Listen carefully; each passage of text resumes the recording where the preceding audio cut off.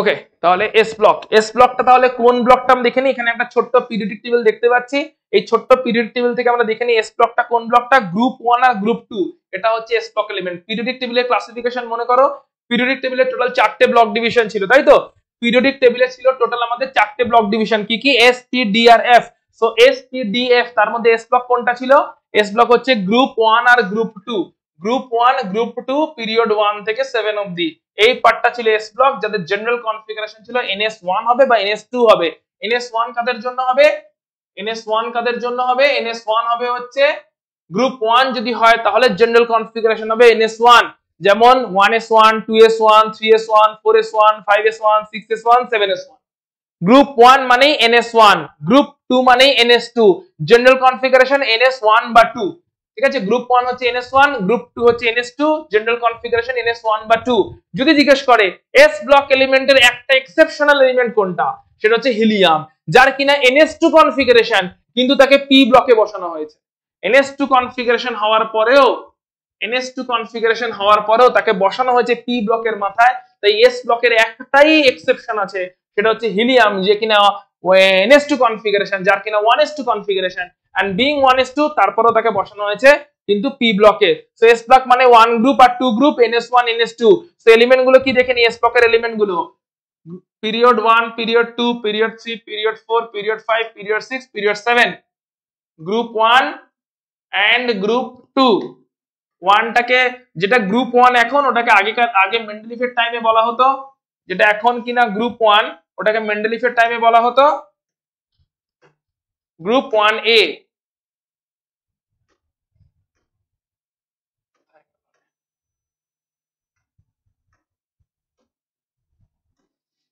মেন্ডেলিফের টাইমে বলা হতো এটাকে গ্রুপ 1A, আর ওটাকে বলা হতো গ্রুপ 2A। ঠিক আছে, তাহলে গ্রুপ 1 যেটা, ওটা মেন্ডেলিফের টাইমে গ্রুপ 1A, আর গ্রুপ 2 যেটা, ওটা মেন্ডেলিফের টাইমে গ্রুপ 2A।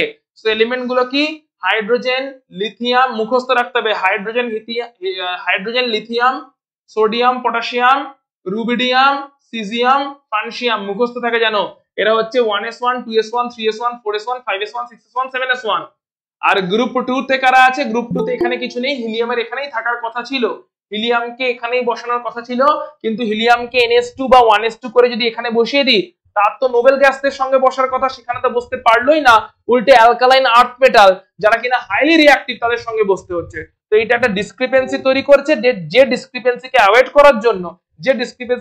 করার জন্য হিলিয়ামকে এখানে বসানোর কথা হলো, আমরা বসাতে পারছি না, আমাকে পি ব্লকে গিয়ে লাস্টে বসাতে হচ্ছে, যেখানে কিনা বাকি নোবেল গ্যাসগুলো প্রেজেন্ট ছিল। সো এই জায়গাটা ফাঁকাই থাকে, যদিও জায়গাটা হিলিয়ামের জন্য ছিল। আচ্ছা, স্টার্ট হচ্ছে তাহলে গ্রুপ 2 কোথা থেকে? সেকেন্ড পিরিয়ড থেকে গ্রুপ 2 স্টার্ট হচ্ছে। ফার্স্ট পিরিয়ডে কিন্তু কোনো গ্রুপ 2 এর এক্সিস্টেন্স নেই, সেকেন্ড পিরিয়ড থেকে গ্রুপ 2 স্টার্ট হচ্ছে। যে গ্রুপ 2 তে আছে beryllium, magnesium, calcium, strontium, barium and radium. প্রত্যেকের কনফিগারেশন যেন মুখস্থ থাকে, প্রত্যেকের অ্যাটমিক নাম্বার যেন মুখস্থ থাকে। যেমন হাইড্রোজেনের অ্যাটমিক নাম্বার 1, হিলিয়ামের 3, সোডিয়ামের 11, পটাশিয়ামের 19, রুবিডিয়ামের 37, তোমার সিজিয়ামের 55 এন্ড ফ্রান্সিয়ামের 87। অ্যাটমিক নাম্বার যেন মনে থাকে। বেরিলিয়ামের 4, ম্যাগনেসিয়াম 12, ক্যালসিয়াম 20, তোমার স্ট্রনসিয়াম 38, সিজিয়াম হচ্ছে 56 এন্ড রেডিয়াম হচ্ছে 88। যে কোনো একজনটা মনে রাখবে, পরের জন্যটা এমনি বার করতে পারবে, কারণ যে কোনো একজনকে মনে রাখা মানে তার সঙ্গে 1 অ্যাড করে দাও, পাশের জন্যটা বেরিয়ে যাবে, তাই না? তো এটা 3, এটা 4, 11, 12, 19, 20, 37, 38, 55, 56, 87, 88। তো যে কোনো একটাকে মনে রেখে দাও অ্যাটমিক নাম্বারের লিস্ট, পাশেরটা এমনি বসিয়ে দিতে পারবে। সো কি কি মুখস্থ রাখার ব্যাপার থাকছে এখানে? এলিমেন্ট গুলোর নাম, কোন গ্রুপে আছে, তার ইলেকট্রনিক কনফিগারেশন, তার অ্যাটমিক নাম্বার কি, এবং অ্যাটমিক নাম্বার ওয়াইজ গ্রুপ 1 ও কি আছে, গ্রুপ 2 তেও কি আছে। এই টোটাল জিনিসটা কিন্তু তোমাকে মেমোরাইজেশনে রাখতে হবে, কারণ এই মেমোরাইজেশনটা তোমাকে প্রচুর হেল্প করবে বিভিন্ন সিচুয়েশনে কনফিগারেশনকে ডিরাইভ করতে। চলে আসছে এবার anomalous behaviour, very important area এই জায়গাটা। কেমিক্যাল বন্ডিং যখন চলবে, ওখানে ফ্যাজান্স রুল বলে একটা এরিয়া আসবে, ওই ফ্যাজান্স রুল বুঝতে গেলে এইখানটা খুব হেল্প করবে, ফ্যাজান্স রুল বুঝতে গেলে এইখানটা হেল্প করবে। সো ফ্যাজান্স রুলে যা যা পড়তে চলেছি কেমিক্যাল বন্ডিং, আমরা অলরেডি এখানটা একটু দেখে নেব, ঠিক আছে? ফ্যাজান্স রুলে এক্স্যাক্টলি কি পড়তে চলেছি। সো বলছে সেকেন্ড পিরিয়ড এলিমেন্ট গুলো, দেখো জেনারেলাইজ বলছে, ফ্যাজান্স রুলে আমরা দেখে নেব। এমনিতে কোশ্চেন্স আসবে হয়তো লিথিয়াম থেকে, কোশ্চেন্স আসবে হয়তো বেরিলিয়াম থেকে, আমরা জেনারেল করে পড়ছি সেকেন্ড পিরিয়ড এলিমেন্ট। অর্থাৎ সেকেন্ড পিরিয়ডের এলিমেন্ট গুলো একটু অ্যাবনর্মাল বিহেভ করে বাকিদের থেকে। মানেটা কি? মানে হচ্ছে সেকেন্ড পিরিয়ডের এলিমেন্ট কে? লিথিয়াম। তাহলে লিথিয়ামের গ্রুপে কে কে আছে? Lithium, sodium, potassium, rubidium, caesium, francium. এই গ্রুপের মধ্যে লিথিয়াম একটু অ্যাবনর্মাল বিহেভিয়ার করে। Beryllium second period element, beryllium. বেরিলিয়ামের গ্রুপে কে কে আছে? Beryllium, magnesium, calcium, strontium, barium, radium. এদের মধ্যে বেরিলিয়াম একটু অ্যাবনর্মাল বিহেভ করে। আবার ওইদিকে ধরো মনে করে দেখো বোরন, বোরনের গ্রুপে কে আছে? ওটা পি ব্লকে যদিও চলে যাচ্ছে, এস ব্লকে নয়, বাট আমরা জেনারেলি পড়ছি, জেনারেল পড়ছি সেকেন্ড পিরিয়ডের জন্য। সো বোরনের জন্য অ্যাপ্লিকেবল হবে boron. Boron, aluminium, gallium, indium, thallium. So boron একটু অ্যাবনর্মাল বিহেভ করবে। তারপরে কার্বন, কার্বন, সিলিকন, তারপরে আছে সিলিকনের নিচে কি আছে? Germanium, tin, lead. Carbon abnormal behave করে, এমন অ্যাবনর্মাল বিহেভ করে কার্বন যে অর্গানিক কেমিস্ট্রি দাঁড় করিয়ে দিয়েছে আলাদা একলা। টেট্রাভ্যালেন্সের থ্রু দিয়ে অর্গানিক কেমিস্ট্রি দাঁড় করে দিয়েছে, একলা দাঁড় করে দিয়েছে, এমনই আলাদা বিহেভ করে। তারপরে ওদিকে আবার পড়েছে ফ্লুরিন। মনে করে দেখো ফ্লুরিনে আমরা পড়েছিলাম fluorine, chlorine, bromine, iodine, astatine, এই 5টা হ্যালোজেন আছে। তো ফ্লুরিন পড়ার সময় আমরা পড়েছিলাম পিরিয়ড টেবিল, মনে করো যে ফ্লুরিনের ইলেকট্রন অ্যাফিনিটি হাইয়েস্ট হওয়া এক্সপেক্টেড ছিল, কিন্তু ক্লোরিন ওখানে বিট করে বেরিয়ে গেছিল। সো ফ্লুরিনেরও একটা প্রবলেম ছিল যে 2p অরবিটাল স্মল সাইজ, সেখানে আর একটা ইলেকট্রন যেই ঢুকতে আসছিল ফ্লুরিন প্রবলেমে পড়ে গেছিল। স্মল সাইজের মধ্যে এক্সট্রা ইলেকট্রন নিতে একটা হিউজ রিপালশন তৈরি হয়েছিল, যেটা F- হ্যান্ডেল করতে পারেনি। তাই ইলেকট্রন অ্যাফিনিটি যদিও বেশি হওয়া এক্সপেক্টেড ছিল, হাইয়েস্ট হওয়া এক্সপেক্টেড ছিল, কিন্তু chlorine as a second person, as a second boy বেরিয়ে গেছিল, অ্যাজ আ সেকেন্ড বয় বা সেকেন্ড গার্ল হিসেবে বেরিয়ে গেছিল। সো সেকেন্ড পার্সেন্টটাই ওখানে ফার্স্ট হয়ে বেরিয়ে গেছিল। ক্লোরিনের ইলেকট্রন অ্যাফিনিটি হাইয়েস্ট হয়েছিল, ফ্লুরিনের ইলেকট্রন অ্যাফিনিটি কমে গেছিল। তার কারণ ফ্লুরিনের ক্ষেত্রে কি হয়েছিল? 2p অরবিটাল স্মলার সাইজ, ওখানে ইলেকট্রনকে ইনসার্ট করা পসিবল হয়ে ওঠেনি, রিপালশন প্রচুর হয়ে গেছিল। পসিবল হয়নি তা নয়, পসিবল ছিল, বাট রিপালশন প্রচুর হয়ে গেছিল। তাই 2p অরবিটালে একটা ইলেকট্রন ঢোকানো আর ক্লোরিনের জন্য 3p অরবিটালে একটা ইলেকট্রন ঢোকানো, সো ক্লিয়ারলি ক্লোরিনের জন্য ইলেকট্রন ইজিলি ঢুকে গেছিল, কিন্তু ফ্লুরিনে ঢুকতে চায়নি। সো সেকেন্ড পিরিয়ডের পুরো সেকেন্ড পিরিয়ডে কিছু একটা প্রবলেম আছে। কি সেই প্রবলেম? সবার জন্য আছে, লিথিয়াম, বেরিলিয়াম, বোরন, কার্বন, ওদিকে ফ্লুরিন, প্রত্যেকের জন্য সেকেন্ড পিরিয়ডে একটা প্রবলেম আছে। বাকি গ্রুপ যেরকম বিহেভ করে সেকেন্ড পিরিয়ড অ্যানোমালাস বিহেভ করে, বাকি গ্রুপ যেরকম বিহেভ করে সেকেন্ড পিরিয়ড অ্যানোমালাস বিহেভ করে। কি সেই প্রবলেম? লিথিয়ামের জন্য দেখছি, বেরিলিয়ামের জন্য দেখছি। এখন এস ব্লকে আছি, তাই এস ব্লকে গ্রুপ 1 লিথিয়াম আর এস ব্লকে গ্রুপ 2 বেরিলিয়াম, তাই এস ব্লকটার জন্য দেখছি, বাট এটা সবার জন্য অ্যাপ্লিকেবল। P ব্লকও applicable. একবার যদি এস ব্লকের এই ফান্ডামেন্টালটা বুঝে যাও, পি ব্লকটা পুরো জলভাত হয়ে যাবে। কারণ এস ব্লকে যা যা ট্রেন্ড দেখবো সব trend as it is P ব্লকের জন্য অ্যাপ্লিকেবল হয়ে যাবে। কারণ এই ট্রেন্ড গুলো আলাদা করে হচ্ছে না, এগুলো ট্রেন্ড গুলো সব পিরিয়ডিক টেবিল থেকে আসছে। পিরিয়ডিক টেবিল, কেমিক্যাল বন্ডিং, ওখান থেকে ট্রেন্ড গুলো তৈরি হচ্ছে, সেটাই আমরা আলাদা করে এখন ব্লক ওয়াইজ স্টাডি করছি। যেরকম আমাদের 11 এর সিলেবাসে আছে এস ব্লক আর পি ব্লকের কিছুটা পোরশন, গ্রুপ 13 আর গ্রুপ 14, বোরন আর কার্বন, এইটুকু আছে 11 এর সিলেবাসে। যদি এখন সেগুলো সবই বাদ দিয়ে দিয়েছে, কিন্তু আমরা স্টাডি করব অল্প স্বল্প। আবার 12 এর সিলেবাসে আছে ডি ব্লক আর এফ ব্লক, ঠিক আছে? পি ব্লকের বাকি পোরশনটুকু আছে, আর তার সঙ্গে ডি ব্লক আছে, এফ ব্লক আছে। সো প্রত্যেকটা ইন্ডিভিজুয়াল ব্লক ওয়াইজ স্টাডিটাও এখন ইম্পর্টেন্ট, কারণ ওটা আমাদের করতে হবে। D block, F block, S block, P block, সবকটা ব্লকের নিজস্ব নিজস্ব কিছু ক্যারেক্টারিস্টিক্স আছে, সেটা আমরা ডিটেইলে স্টাডি করছি বেসিক্যালি এই চ্যাপ্টারটাতে। সো লিথিয়ামের কি সিচুয়েশন? প্রথমটা বলছি লিথিয়ামের সাইজ হচ্ছে এক্সট্রিমলি স্মল, একদম true, smallest size, smallest size, একদম ট্রু। লিথিয়ামের সাইজ হচ্ছে সব থেকে স্মল। লিথিয়ামের সাইজ কি? লিথিয়ামের সাইজ হচ্ছে সব থেকে, দাঁড়া এখানে না লিখে পাশে লিখে, smallest. Not only lithium, lithium বলো এদিকে বেরিলিয়াম বলো, সব থেকে স্মলেস্ট সাইজ। কেন? ওপর থেকে নিচে সাইজ বাড়ে, তাই একদম পিরিয়ড 2 তে যে আছে, একদম ওপরে যে আছে, সাইজটা সব থেকে কম। সো সাইজ সব থেকে কম, number 1 point. Number 2 point, size যদি কম হয়, এই অবস্থায় যাই চার্জ থাক না কেন, লিথিয়ামে আছে +1 চার্জ, বেরিলিয়ামে আসে +2 চার্জ, কিন্তু সাইজ যেহেতু কম, লিথিয়ামের +1 চার্জ ওই কম সাইজের মধ্যে থাকে, তাই চার্জ ডেনসিটি অনেক বেশি হয়ে যায়, চার্জের ডেনসিটি অনেক বেশি হয়ে যায়। কারণ স্মল সাইজের মধ্যে +1 চার্জ, স্মল সাইজের মধ্যে +2 চার্জ, তো যাই চার্জ থাক না কেন, স্মল সাইজের মধ্যে যখনই সেটা থাকছে, স্মল সাইজে +1 চার্জ, স্মল সাইজে +2 চার্জ, এরা থাকলে এদের চার্জ ডেনসিটি বেড়ে যায়, চার্জ ডেনসিটি বেড়ে যায়। স্মল সাইজে চার্জটা প্রেজেন্ট আছে, চার্জের ডেনসিটি বেড়ে যাচ্ছে। চার্জ ডেনসিটিকে মেজার করা হয় কোন প্যারামিটার দিয়ে? চার্জ ডেনসিটিকে মেজার করা হয় ফাই বা আয়নিক পোটেনশিয়াল এই প্যারামিটারটা দিয়ে, যার যেটা হচ্ছে রেশিও, কার রেশিও? ক্যাটায়নের চার্জ বাই ক্যাটায়নের রেডিয়াস। ক্যাটায়নের চার্জ বাই ক্যাটায়নের রেডিয়াস, এদের রেশিও হচ্ছে ফাই। তাহলে ক্লিয়ারলি দেখো, যদি রেডিয়াস কম থাকে তাহলে ফাই বাড়তে চলেছে। তাহলে লিথিয়াম, বেরিলিয়াম এরা হচ্ছে হাই ফাই ভ্যালু আছে এদের। লিথিয়াম প্লাস বেরিলিয়াম 2+ দে আর হাই ফাই। কেন হাই ফাই? তার কারণ হচ্ছে ওদের চার্জটা যাই হোক +1 চার্জ +2 চার্জ যাই হোক, রেডিয়াস খুব কম ওদের। পিরিয়ড টু এলিমেন্ট, উপর থেকে নিচে রেডিয়াস বাড়ে, তাই উপরে যারা আছে তাদের রেডিয়াস কম। পুরো সেকেন্ড পিরিয়ডে রেডিয়াস কম আছে, কারণ পুরো সেকেন্ড পিরিয়ডটাই গ্রুপ ওয়াইজ একদম টপে। পুরো সেকেন্ড পিরিয়ডটাই গ্রুপ ওয়াইজ একদম টপে, আর টপে থাকা মানে সেখানে রেডিয়াস কম, সবারই রেডিয়াস কম, পুরো গ্রুপের রেসপেক্টে সবারই রেডিয়াস কম। তাই রেডিয়াস কম, তার মানে আয়নিক পোটেনশিয়াল বা ফাইটার নাম কি? Ionic potential. আয়নিক পোটেনশিয়াল বা ফাই তাদের জন্য বেড়ে যায়। ফাই বেড়ে গেলে কি হয়? কোভ্যালেন্ট ক্যারেক্টার চলে আসে। ফেজানসুল আমরা পড়বো কেমিক্যাল বন্ডিং এ, যারা এখনো পড়োনি জাস্ট এখন মনে রাখো যে ফাই এর সঙ্গে কি কি প্রপোর্শনাল। ফাই এর হাই ইম্পর্টেন্স আছে। ফাই এর সঙ্গে কি কি প্রপোর্শনাল? ফাইটা হচ্ছে আয়নিক পোটেনশিয়াল। এই প্যারামিটারটা হাই ইম্পর্টেন্ট প্যারামিটার, মানে প্রচুর কোশ্চেন্স এর আনসার এখান থেকে বেরোবে। ফাই এর সঙ্গে প্রপোর্শনাল হচ্ছে হাইড্রেশন এনার্জি, যেটা আমরা অলরেডি পড়েছি কেমিক্যাল বন্ডিং এর আয়নিক বন্ডিং পড়ার সময় অলরেডি পড়েছি। ফাই বেশি তো হাইড্রেশন বেশি হবে, হাইড্রেশন বেশি তো হাইড্রেশনের ফলে ক্যাটায়ন অ্যানায়ন কে যখনই জল ঘিরে নেবে বেশি এনার্জি রিলিজ হয়ে যাবে। তো ফাই মানে হাইড্রেশন বেশি হতে চলেছে, হাইড্রেশন এনার্জি বেশি হতে চলেছে। ফাই যদি থাকে, হাইড্রেটেড সল্ট তৈরির প্রবণতা বেশি থাকবে। হাইড্রেটেড সল্ট মানে ক্রিস্টালাইন ওয়াটার অফ ক্রিস্টালাইজেশন যেখানে থাকবে, ওয়াটার অফ ক্রিস্টালাইজেশন থাকবে, এরকম সল্ট তৈরি হওয়ার টেন্ডেন্সি বেশি থাকবে যেখানে ফাই বেশি হবে। ফাই জলটাকে হোল্ড করে রাখতে পারবে, হাই চার্জ ডেনসিটি, সো সে জলটাকে তার ক্রিস্টালের মধ্যে as water of crystallisation hold করতে পারবে। চার্জ ডেনসিটি বেশি হলে এটা পসিবল। তাই হাইড্রেটেড সল্ট তৈরি হওয়ার প্রবণতা বাড়বে, টেন্ডেন্সি বাড়বে ফাই যদি বেশি হয়। ফাই বেশি হওয়া মানে আর কি বেশি? ফাই বেশি হওয়া মানে হচ্ছে কমপ্লেক্সিং পাওয়ার বেশি।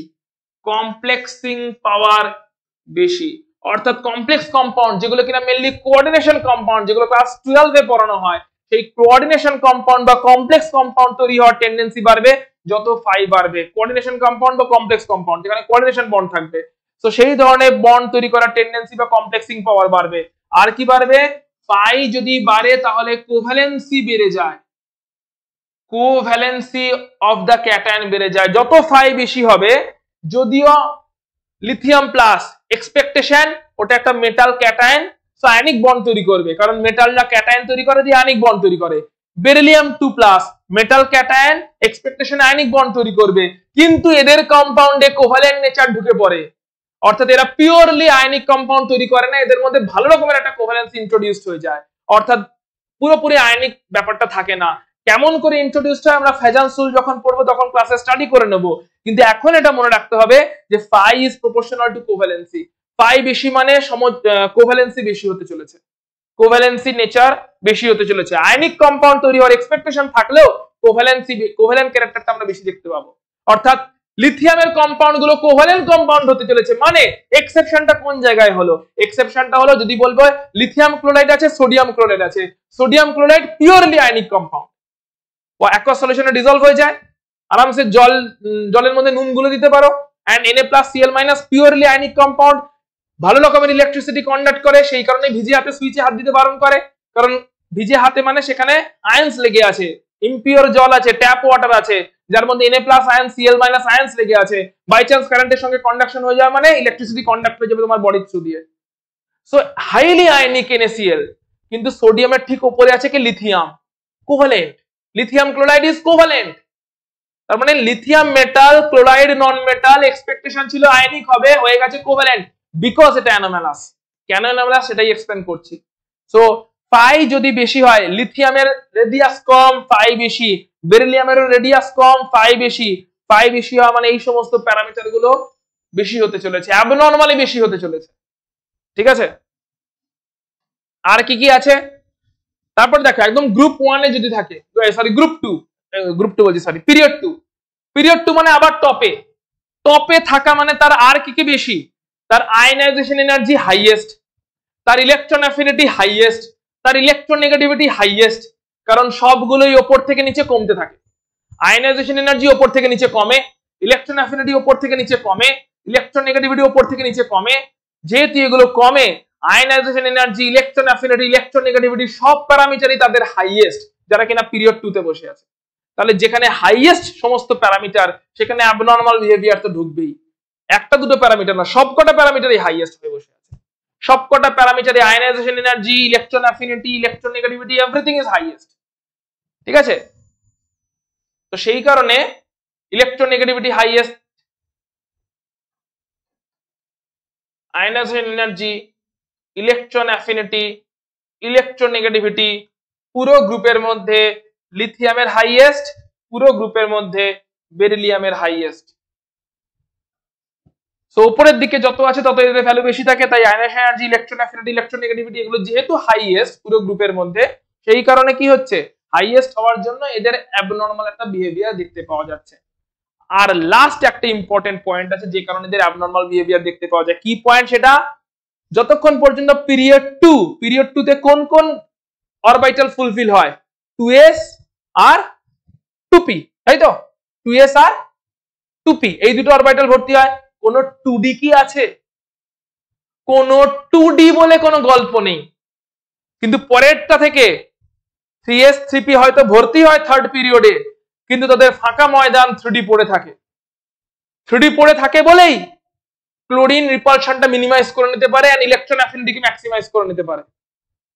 তাই 2 পিরিয়ডে যতক্ষণ আছে 2s1, 2s2 আর 2p1 থেকে 2p6 গল্প শেষ। কোন 2d ভ্যাকেন্ট অরবিটালের প্রেজেন্স নেই, কোন খালি অরবিটাল প্রেজেন্স নেই, মানে তারা লুইস অ্যাসিড হতে পারবে না, তারা কারোর থেকে ইলেকট্রন নিতে পারবে না, ইলেকট্রন ঢুকে গেলে রিপালশন তৈরি হবে আননেসেসারিলি প্রচুর অ্যামাউন্টে। সেই সমস্ত প্রবলেমগুলো অ্যারাইজ করে যেহেতু ভ্যাকেন্ট ডি অরবিটাল বলে কোনো বিষয় নেই। 2s and 2p পুরোটা ফুলফিলড, গল্প শেষ। বাট থার্ড পিরিয়ড থেকে কিন্তু ভ্যাকেন্ট অরবিটাল আসা শুরু হয়ে যায়, অর্থাৎ যা ইলেকট্রন আছে সেই ইলেকট্রন ছাড়াও জায়গা আছে, এই জায়গাটা থার্ড পিরিয়ডে শুরু হয়। 3s 3p থার্ড পিরিয়ডে এটা ভর্তি হচ্ছে, কিন্তু 3d ফাঁকা পড়ে আছে। ফোর্থ পিরিয়ডে 4s 4p ভর্তি হচ্ছে, কিন্তু তার 4d ফাঁকা, 4f ফাঁকা পড়ে আছে। সো থার্ড পিরিয়ড থেকে ভ্যাকেন্ট 3d অরবিটালের থ্রু দিয়ে খালি বা ভ্যাকেন্ট অরবিটালের ইন্ট্রোডাকশন হয়ে যায়। সেকেন্ড পিরিয়ডে কোনো ভ্যাকেন্ট অরবিটাল নেই। ভ্যাকেন্ট অরবিটাল না থাকার জন্য কি হয়, এক্সট্রা ইলেকট্রন নেওয়া, সেখানে ঝামেলা তৈরি হয়, এলে রিপালশন তৈরি হয়ে যায়। জায়গা কম থাকার জন্য বিভিন্ন রকম ফিচার্স আসে। এই যে চার্জের ডেনসিটি বেশি, কেন চার্জ ডেনসিটি বেশি? তার কারণ ভ্যাকেন্ট অরবিটাল নেই। ভ্যাকেন্ট অরবিটাল থাকলে ইলেকট্রন সেখানে ঘুরে বেড়াতো, চার্জের ডেনসিটি ফল করে যেত। অল্প জায়গার মধ্যে ইলেকট্রন গুলো লোকালাইজড হয়ে আছে, তাই এদের চার্জ ডেনসিটি বেশি হয়ে যাচ্ছে। তো এই সমস্ত কারণের জন্য সমস্ত সেকেন্ড পিরিয়ড এলিমেন্ট, সেটা যেমনই সেকেন্ড পিরিয়ড হোক, ঠিক আছে, সেটা লিথিয়াম হোক, বেরিলিয়াম হোক, পি ব্লকের এলিমেন্ট গুলো হোক, সবাই অ্যাবনর্মাল বিহেভিয়ার শো করবে। সো আই গেস এই পয়েন্টটা পুরোপুরি ভাবে ক্লিয়ার হলো যে কেন অ্যাবনর্মাল বিহেভিয়ার থাকছে। নেক্সট পয়েন্টটা আমরা দেখে নিচ্ছি এস ব্লকের জন্য। চলে আসছি অ্যাবনর্মাল বিহেভিয়ার হিসেবে কি কি বিহেভিয়ার আছে। ঠিক আছে, বই থেকেও পড়তে পারো, আমি পুরো লিস্ট ডাউন করে দিচ্ছি, এখান থেকেও পড়তে পারো। পয়েন্টগুলো হাইলাইট করে দিচ্ছি, বোর্ড ডক তো পাঠিয়ে দেবো, পয়েন্টগুলো হাইলাইট করে দিচ্ছি। লিথিয়ামের কি কি অ্যাবনর্মাল বিহেভিয়ার? অ্যালকালি মেটালগুলো এমনিতে সফট, বাট লিথিয়াম হচ্ছে এদের মধ্যে hardest. Alkali metal sodium potassium highly soft, ছুরি দিয়ে কেটে দেওয়া যায়, এতটাই সফট। তো সোডিয়াম পটাশিয়াম সোডিয়াম পটাশিয়াম এরা হচ্ছে very soft metal, very soft alkali metal. তাদের মধ্যে লিথিয়াম হচ্ছে hardest, number 1। Number 2, melting point boiling point হচ্ছে হাই। ঠিক আছে, বাকি অ্যালকালি মেটালদের থেকে মেল্টিং পয়েন্ট বয়লিং পয়েন্ট ভালো রকমের হাই লিথিয়ামের। তারপরে আর কি পয়েন্ট আছে? তারপরে বলছে মেন ইম্পর্টেন্ট পয়েন্ট, যেটা একটু আগেই বললাম, এরা হাইড্রেটেড সল্ট তৈরি করবে। পাই যাদের বেশি তারা হাইড্রেটেড সল্ট বানিয়েছে, দেখতেই পাচ্ছ LiCl.2H2O, LiCl.2H2O হাইড্রেটেড সল্ট তৈরি করেছে। ওয়াটার অফ ক্রিস্টালাইজেশনের প্রেজেন্ট আছে, ওয়াটার অফ ক্রিস্টালাইজেশনের প্রেজেন্স আছে, হাইড্রেটেড সল্ট তৈরি আছে। আর কি? অন্যান্য অক্সাইড গুলো, যেমন সোডিয়াম বানায় পারঅক্সাইড Na2O2, পটাশিয়াম বানায় সুপার অক্সাইড, কিন্তু লিথিয়াম কেবলমাত্র মনো অক্সাইডই তৈরি করে। Li2O, ঠিক আছে। সোডিয়াম কিন্তু সোডিয়াম অক্সাইড তৈরি করে, সোডিয়াম পারঅক্সাইডও তৈরি করে। পটাশিয়াম পটাশিয়াম অক্সাইডও তৈরি করে, পটাশিয়াম পারঅক্সাইডও তৈরি করে, পটাশিয়াম সুপার অক্সাইডও তৈরি করে। ওয়্যারাজ লিথিয়াম খালি লিথিয়াম অক্সাইডই তৈরি করতে পারে, কোনো পারঅক্সাইড বা সুপার অক্সাইড তৈরি করতে পারে না। একবার পারঅক্সাইড সুপার অক্সাইড বলছি মানে একবার রেডক্সটা ভেবে নাও। পারঅক্সাইডের মাথায় চার্জ কত থাকে, সুপার অক্সাইডের মাথায় চার্জ কত থাকে, আর অক্সাইডের মাথায় অক্সিজেনের চার্জ কত থাকে। তারপরে আসবো তার ডিটেল এক্সপ্লেনেশনে। আর কি বলছে, বলছে এই যে এক্ষুনি যেটা বলছিলাম যে লিথিয়ামের আয়নগুলোর লো আয়নিক ক্যারেক্টার আছে, হাই কোভ্যালেন্ট ক্যারেক্টার আছে। লিথিয়াম প্লাস তার low ionic character, high covalent character, phi বেশি তো কোভ্যালেন্সি বেশি অ্যাকর্ডিং টু ফ্যাজান্স রুল। আর কি আছে বলছে লিথিয়াম ইজিলি নাইট্রোজেন, যে নাইট্রোজেন কিনা কারোর সাথে রিঅ্যাক্ট করে না, 2s2 2p3 half field configuration, কারোর সাথে রিঅ্যাক্ট করে না, সেই নাইট্রোজেন লিথিয়ামের সাথে রিঅ্যাক্ট করে যায়, লিথিয়াম নাইট্রাইড তৈরি করে। সো দিস আর অ্যানোমালাস, ঠিক আছে। ওই লিথিয়াম ছাড়া সোডিয়াম পটাশিয়াম ওই গ্রুপে কারোর সাথে রিঅ্যাক্ট করে না।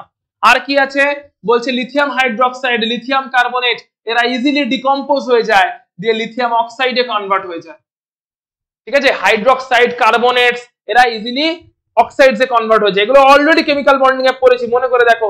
আমরা পড়েছিলাম সাইজের ম্যাচিং এর থ্রু দিয়ে যে লিথিয়ামের size smaller cation, carbonate larger cation, so smaller larger overlap ভালো হবে না এবং সেই কারণে ডিকম্পোজ করে যাবে ইজিলি। ডিকম্পোজ করে তৈরি করলো অক্সাইড। কেন অক্সাইড? কারণ অক্সাইড স্মলার ক্যাটায়ন, লিথিয়ামও স্মলার ক্যাটায়ন, এখন স্মলার স্মলার ওভারল্যাপটা ভালো হচ্ছে। তাই carbonate being larger cation, larger anion, কার্বনেটের সাইজ যথেষ্ট বেশি, তো কার্বনেটের সাইজ যেহেতু বেশি সেই কারণে লিথিয়াম প্লাস কার্বনেটের সঙ্গে থাকতে পারছে না, কারণ লিথিয়াম প্লাসের সাইজ কম। তাই স্মলার লার্জার ওভারল্যাপ ভালো হবে না, কিন্তু স্মলার স্মলার ওভারল্যাপ ভালো হবে। তাই লিথিয়াম কার্বনেট ডিকম্পোজ করে লিথিয়াম অক্সাইড তৈরি করে দিচ্ছে, যেখানে অক্সাইডও ছোট সাইজ, লিথিয়ামও ছোট সাইজ, লিথিয়াম প্লাসও ছোট সাইজ, সো ভালো ওভারল্যাপ হবে, তাই ইজিলি ডিকম্পোজ করে যাচ্ছে। লিথিয়াম নাইট্রেট, একে হিট করলে নাইট্রোজেন ডাইঅক্সাইড গ্যাস আর অক্সিজেন গ্যাস তৈরি হয়, ওয়্যারাস বাকি অ্যালকালি মেটালদের হিট করলে শুধু অক্সিজেন গ্যাস তৈরি হয়। সো লিথিয়াম নাইট্রেটকে হিট করলে লিথিয়াম অক্সাইড তৈরি হয়, সঙ্গে নাইট্রোজেন ডাইঅক্সাইড অক্সিজেন তৈরি হয়, ওয়্যারাস বাকি নাইট্রেট গুলোকে হিট করলে শুধু নাইট্রাইট সল্ট তৈরি হয়, NaNO2 তৈরি হয়েছে আর সঙ্গে অক্সিজেন গ্যাস তৈরি হয়েছে। So this are anomalous properties of lithium. লিথিয়ামের বেশ কিছু অ্যানোমালাস প্রপার্টি আমরা স্টাডি করলাম। সিমিলার ওয়েতে আমরা এখন বেরিলিয়ামেরও বেশ কিছু অ্যানোমালাস প্রপার্টি দেখে নিচ্ছি।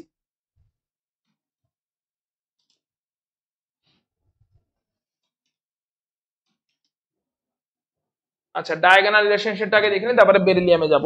ডায়াগোনাল রিলেশনশিপ, এটা বলতে কি বোঝানো হচ্ছে? এটাও পিরিয়ডিক টেবিলের কনসেপ্ট। পিরিয়ডিক টেবিলের সময় ডিসকাস করেছিলাম কিনা খেয়াল হচ্ছে না, তো একবার দেখে নি, মনে হয় করেছিলাম লাস্টের দিকে। সো ডায়াগোনাল রিলেশনশিপ, ডায়াগোনাল রিলেশনশিপটা হচ্ছে পিওরলি একটা পিরিয়ডিক টেবিলের কনসেপ্ট। কি বলছে? এটা খালি দেখতে পাওয়া যায় গ্রুপ 2, পিরিয়ড 2 আর পিরিয়ড 3 এর মধ্যে। পিরিয়ড 2 আর পিরিয়ড 3 তে দেখতে পাওয়া যায়, তারপরে আর দেখতে পাওয়া যায় না। তো রিলেশনশিপটা কি রকম? পিরিয়ড 2 তে আছে lithium, beryllium, boron, carbon, nitrogen and so on. Period 3 তে আছে sodium, magnesium, aluminium, silicon, phosphorus and so on. So দেখতে পাওয়া যায় ডায়াগোনালি সিচুয়েটেড এলিমেন্ট গুলোর মধ্যে একটা প্রপার্টি সিমিলারিটি আছে। আমরা তো এমনিতে জানি যে একই গ্রুপে সেম প্রপার্টি এলিমেন্টরাই থাকে, একই গ্রুপে যারা থাকে তারা সেম প্রপার্টি, এটা তো আমরা এমনি জানি। সো লিথিয়াম, সোডিয়াম এদের তো প্রপার্টি সিমিলারিটি থাকবেই। যারা সেম গ্রুপে আছে তাদের প্রপার্টি সেম, সেম গ্রুপে প্রপার্টি সেম, সেম গ্রুপে প্রপার্টি সেম, এটা তো আমরা অলরেডি জানি। অ্যাডিশনালি আর একটা সিমিলারিটি পাওয়া যাচ্ছে তাদের মধ্যে, ডায়াগোনালি যারা সিচুয়েটেড তাদের মধ্যে। কোন কোন পিরিয়ডে? পিরিয়ড 2 আর পিরিয়ড 3 তে। সো পিরিয়ড 2 আর পিরিয়ড 3 তে ডায়াগোনাল এলিমেন্ট গুলোর মধ্যে একটা প্রপার্টি সিমিলারিটি পাওয়া যাচ্ছে, যাকে বলা হয় ডায়াগোনাল রিলেশনশিপ। এলিমেন্ট গুলোকে বলে bridge element. So bridge element হচ্ছে lithium, magnesium, beryllium, aluminium, boron, silicon, carbon, phosphorus, they are bridge element. সেই ডায়াগোনাল রিলেশনশিপের রিজনটা কি সেটা আমরা ফিগার আউট করব। সো এই দুটো প্যারামিটার, ইলেকট্রোনেগেটিভিটি আর সাইজ, এই দুটো প্যারামিটার কোন একটা অ্যাটমের ফান্ডামেন্টাল কেমিক্যাল প্রপার্টি ডিসাইড করে থাকে। ইলেকট্রোনেগেটিভিটি বেশি মানে পোলার বন্ড তৈরি হয়েছে, পোলার হয়ে যাওয়া মানে সেখানে প্রচুর ক্যারেক্টারিস্টিক্স চলে আসছে। দেখবো অর্গানিক কেমিস্ট্রি যত পড়বো, অর্গানিক কেমিস্ট্রি পড়তে গেলেই প্রত্যেকটা স্টেজেই একটাই কথা আসবে যে সেটা পোলার হয়ে গেছে। পোলার হয়ে গেছে বলে একজন ইলেকট্রন ডেফিসিয়েন্ট হয়ে গেছে, ইলেকট্রন ডেফিসিয়েন্ট যে হয়ে গেছে সেখানে ইলেকট্রোফাইল অ্যাটাক করছে বা নিউক্লিওফাইল অ্যাটাক করছে, কিছু না কিছু একটা রিঅ্যাকশনস হচ্ছে। তার মানে পোলারিটি একটা high important parameter in chemistry. Reactions হবে কোথায়? পোলার যেখানে থাকবে। আর পোলারিটিকে ডিসাইড করে ইলেকট্রোনেগেটিভিটি। যে ইলেকট্রোনেগেটিভ সে ইলেকট্রন পেয়ারকে নিজের দিকে টানবে, নিজে হবে ইলেকট্রন রিচ, অন্যজনকে করবে ইলেকট্রন ডেফিশিয়েন্ট। এই পোলারিটি তৈরি হয়ে গেল।